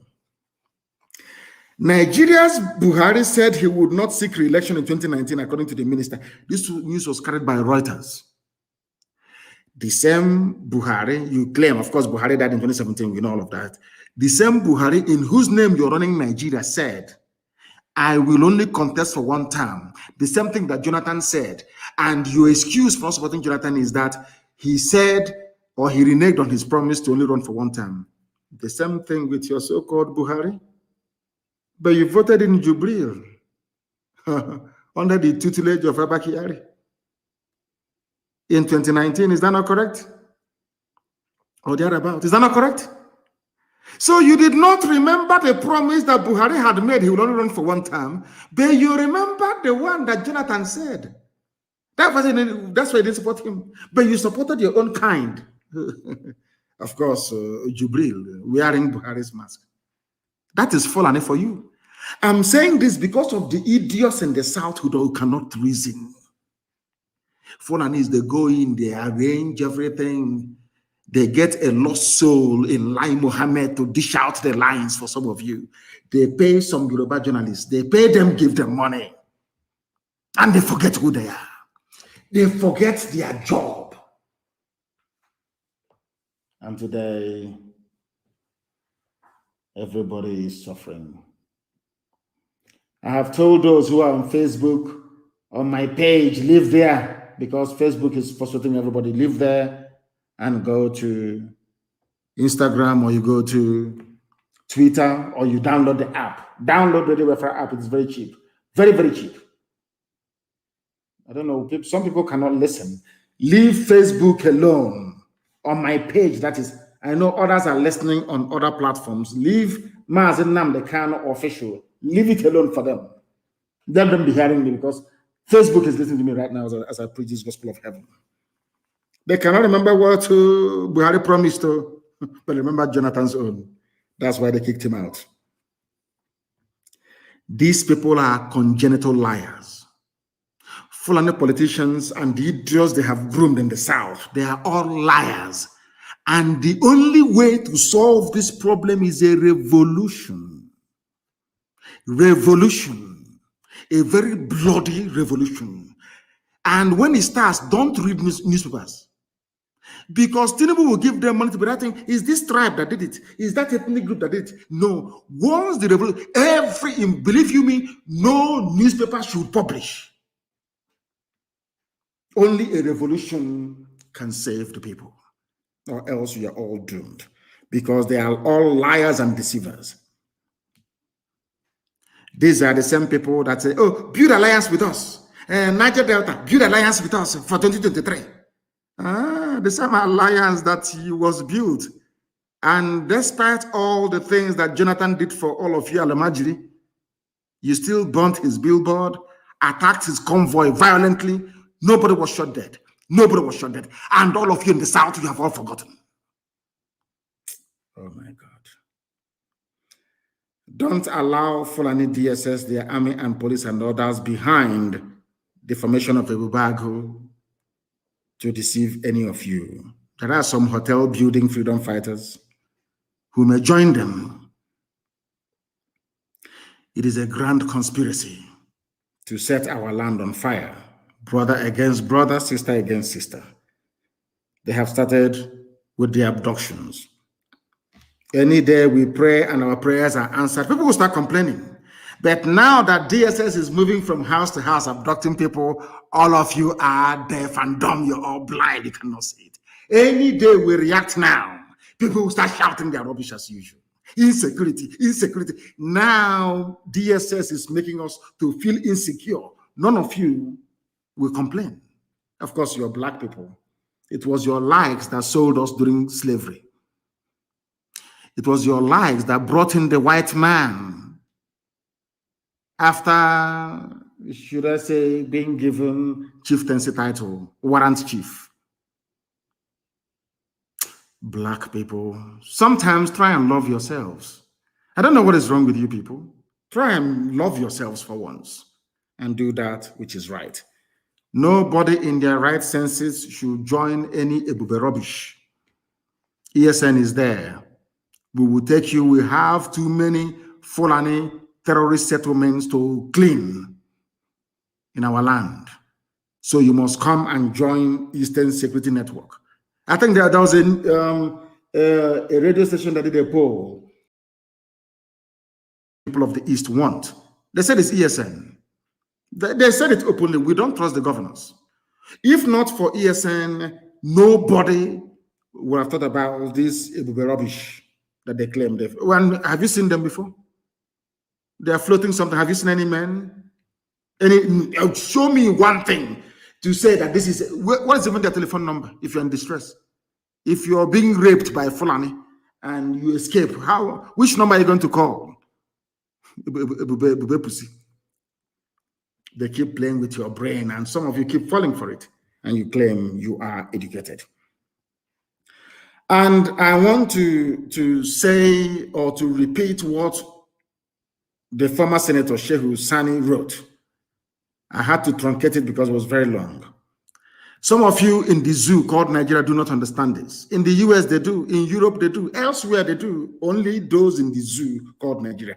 Whoever is elected to represent the people, and the people that he claims he represents are being persecuted, oppressed, killed, or kidnapped, and he chooses to cowardly remain silent or sit on the fence out of fear of losing his seat or upsetting or even offending a certain power or authority or mortal god, that person is morally unworthy and undeserving of the seat he occupies. In a nutshell, this is from Sheikh Husani. It's not from me. Please quote him. I am quoting what Sheikh Husani wrote. All the politicians you have in the East, they are not worthy of the seat they occupy. They are there to protect you. Have they ever protected you? I keep asking you this question all the time. When our sister was killed and cut up into pieces at Uli, what did Obi not do? Now that we are being attacked in Ebonyi State, what is Dave Umahi doing? In Enugu, we are being slaughtered every blessed day. What is the governor over there doing? Or is it in Abia State? And they claim they represent you. They claim they are fighting for you. Yet people are coming to kill you and are killing you. They have not done anything till today, even with their boastful Ebubago rubbish, audio security. They have done nothing. And you still believe in them or trust them, then there is something fundamentally wrong with you. Therefore, ESN is all that we have, and we must guard and protect it jealously. I want to sound a note of warning to all those in the diaspora. I know that some of you mean very well for what we are doing on the ground, especially our men on the front line. Nobody wants to hear that our men are hungry or that they are sick, they're not receiving the right treatment. Nobody likes that. But I want to warn all of us in the diaspora, please. Very, very important. Stop calling people who are on the front line. You must desist from contacting commanders on the ground from today. No more. Because it breeds insubordination and ill discipline, which we cannot afford right now. If there is any complaint, very soon a number is going to be released. The command of ESN flows from me to our high command, to our general on the ground, who now gives instructions to the men in the field. We don't want a contamination of that chain of command. You may mean very well, no doubt. And all those who are in the business of doing videos, complaining to people in the diaspora, you must stop forthwith. You must stop it immediately. We are not going to tolerate or allow that nonsense to continue. If you are an operative of ESN or a commander, I must also warn you, please, not to contact those abroad unless you are instructed to do so by your state commander. In every state, the state commander is paramount. What he says goes. In the fullness of time, if he's not doing it very well, we will know and we will seek to correct it. Stop speaking to those who are in the diaspora. The zoo can plant people abroad to know where we are. You don't know. After talking to them, you compromise your position. It will be attacked or raided. Please, that nonsense must stop tonight. I don't want any meddling in the affairs of our men on the ground. All the funds being contributed is being disbursed on the ground to meet our day-to-day challenges. You must understand that, please. Every ESN operative in every state is under the state commander. I don't care who you are. Even some Lone Rangers, some special squads that we have, you are under the overall command of the state commander. Every ESN operative in every state is under the state commander, who is under the overall general, who in turn reports to the high command. Very, very important, because the only thing we have to defeat our enemies is discipline. Any army that is disciplined always ends up winning. Very, very important. We understand this today. Discipline is key. And we don't want people who are abroad meddling in what we are doing. It is not good, please. Without discipline, we cannot defeat this monster. Remember that they have their agents in your governors and all the rest of them. You must understand that our governors are evil. And like those that sold our forefathers to the white man, they will do anything now to sell us to the Fulani Janjaweed. They have no conscience. They have no soul. That was why they invited Operation Python Dance 1, 2, 3, 4. You know, if it's before, they'll bring Python Dance. And as I told you, people should not panic. They say they want to bring their army. They have no army to bring. The zoo, they have no army to bring. Forget all that rubbish. We'll bring our army. You have nothing to bring. And if you try to move the few people you have in Bauchi and in Kaduna and Makrodi down to the east, Fulani, the hardened bandits will overrun your villages. And you know that very well. So all that nonsense will bring is rubbish. They have nothing. One day, they will answer for their crimes. Please, without discipline, we cannot defeat these people. And to all those encouraging these evil and corrupt governors, know that you are aiding and abetting the terrorists to take over our land. If you support this, they will be rubbish. You are aiding them because they can't do nothing. How can you form a security network with Fulani soldiers behind you and Fulani police? Are you foolish? The same people that if you ask them to go and arrest one Fulani bandit somewhere, they will say no to you. So people are saying that we should come together. ESN and the Bubago. I have not seen a Bubago before. How can I come together with something I have not seen? Come together with who? Oh, you mean come together with the Commissioner of Police, who is Aliyu Alekali from Fulani? So they will know all our, okay, now I understand. So they will know our modus operandi, they know all our secrets, how we operate, and then they will go and tell their chief of army staff, they now launch a counterattack against us. That is what they want. So people telling you about rubbish and all the rest of them, they want to set a trap for us. They say, come, let's join together and provide this security. We go to the meeting. They ask us, how many men do you have? How many arms do you have? And all the rest of it, they're going to tell them. Because, of course, you call it joint security, which means the Fulani Police Commissioner will be there, isn't it? Now, do you see why we cannot be part of that rubbish? Can you now understand the reason why? If they're interested, they should support what ESN is doing. Come and support it. And we are doing a very good job already, aren't we? We are doing a very marvelous, fantastic job already.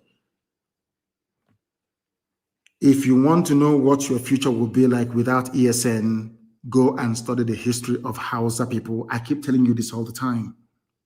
If you want to know what your village will be like in the next 50, 60, 70 years, go and ask yourself, what is the original name of Sokoto? They will tell it is Gobert. Hausa. Today, it is the Sultanate owned by the Fulani. The same thing is about to happen to us unless we open our eyes and ears now, not tomorrow, to fight and defeat this very monster. And once again, allow me to commend those who are doing their fundraising in Maryland and those that did one earlier in China. Every help you're bringing to us is going to the front line. But, you know, I must make one thing very clear. We don't want to breed the type of, should I say, culture and thinking or philosophy of militancy, which is money for hand, back for grant type of thing. Before they go and do and sack Fulani terrorists from their forest, you give them money. We don't do that. We're a volunteer army. We have come to defend our land. Do not bring corruption into it by talking to people selectively and saying, I'm promising them something. I will not tolerate it. Anybody who does that next time will be removed from my POB. I don't want anybody speaking to men on the ground. They have commanders. With only discipline, we are going to win and succeed in this very war that we're fighting. Understand that very clearly. I thank you all for listening to us this very evening. And as always, some may think that we despise them. Of course we don't. Everything I say to you is born out of love so that you can repent and change. Reason very well and be worthy to be called a human being. With all the love in my heart, believe it or not, I do. From me, from here, it is good evening.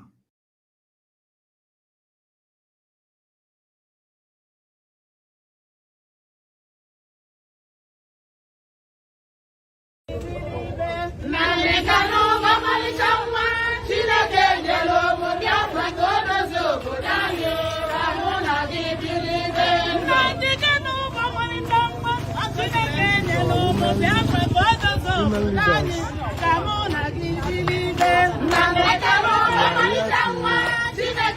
Our father, the last respect we own. Our women are wonderful. Our women are wonderful. Our women can sing like Africa. They can sing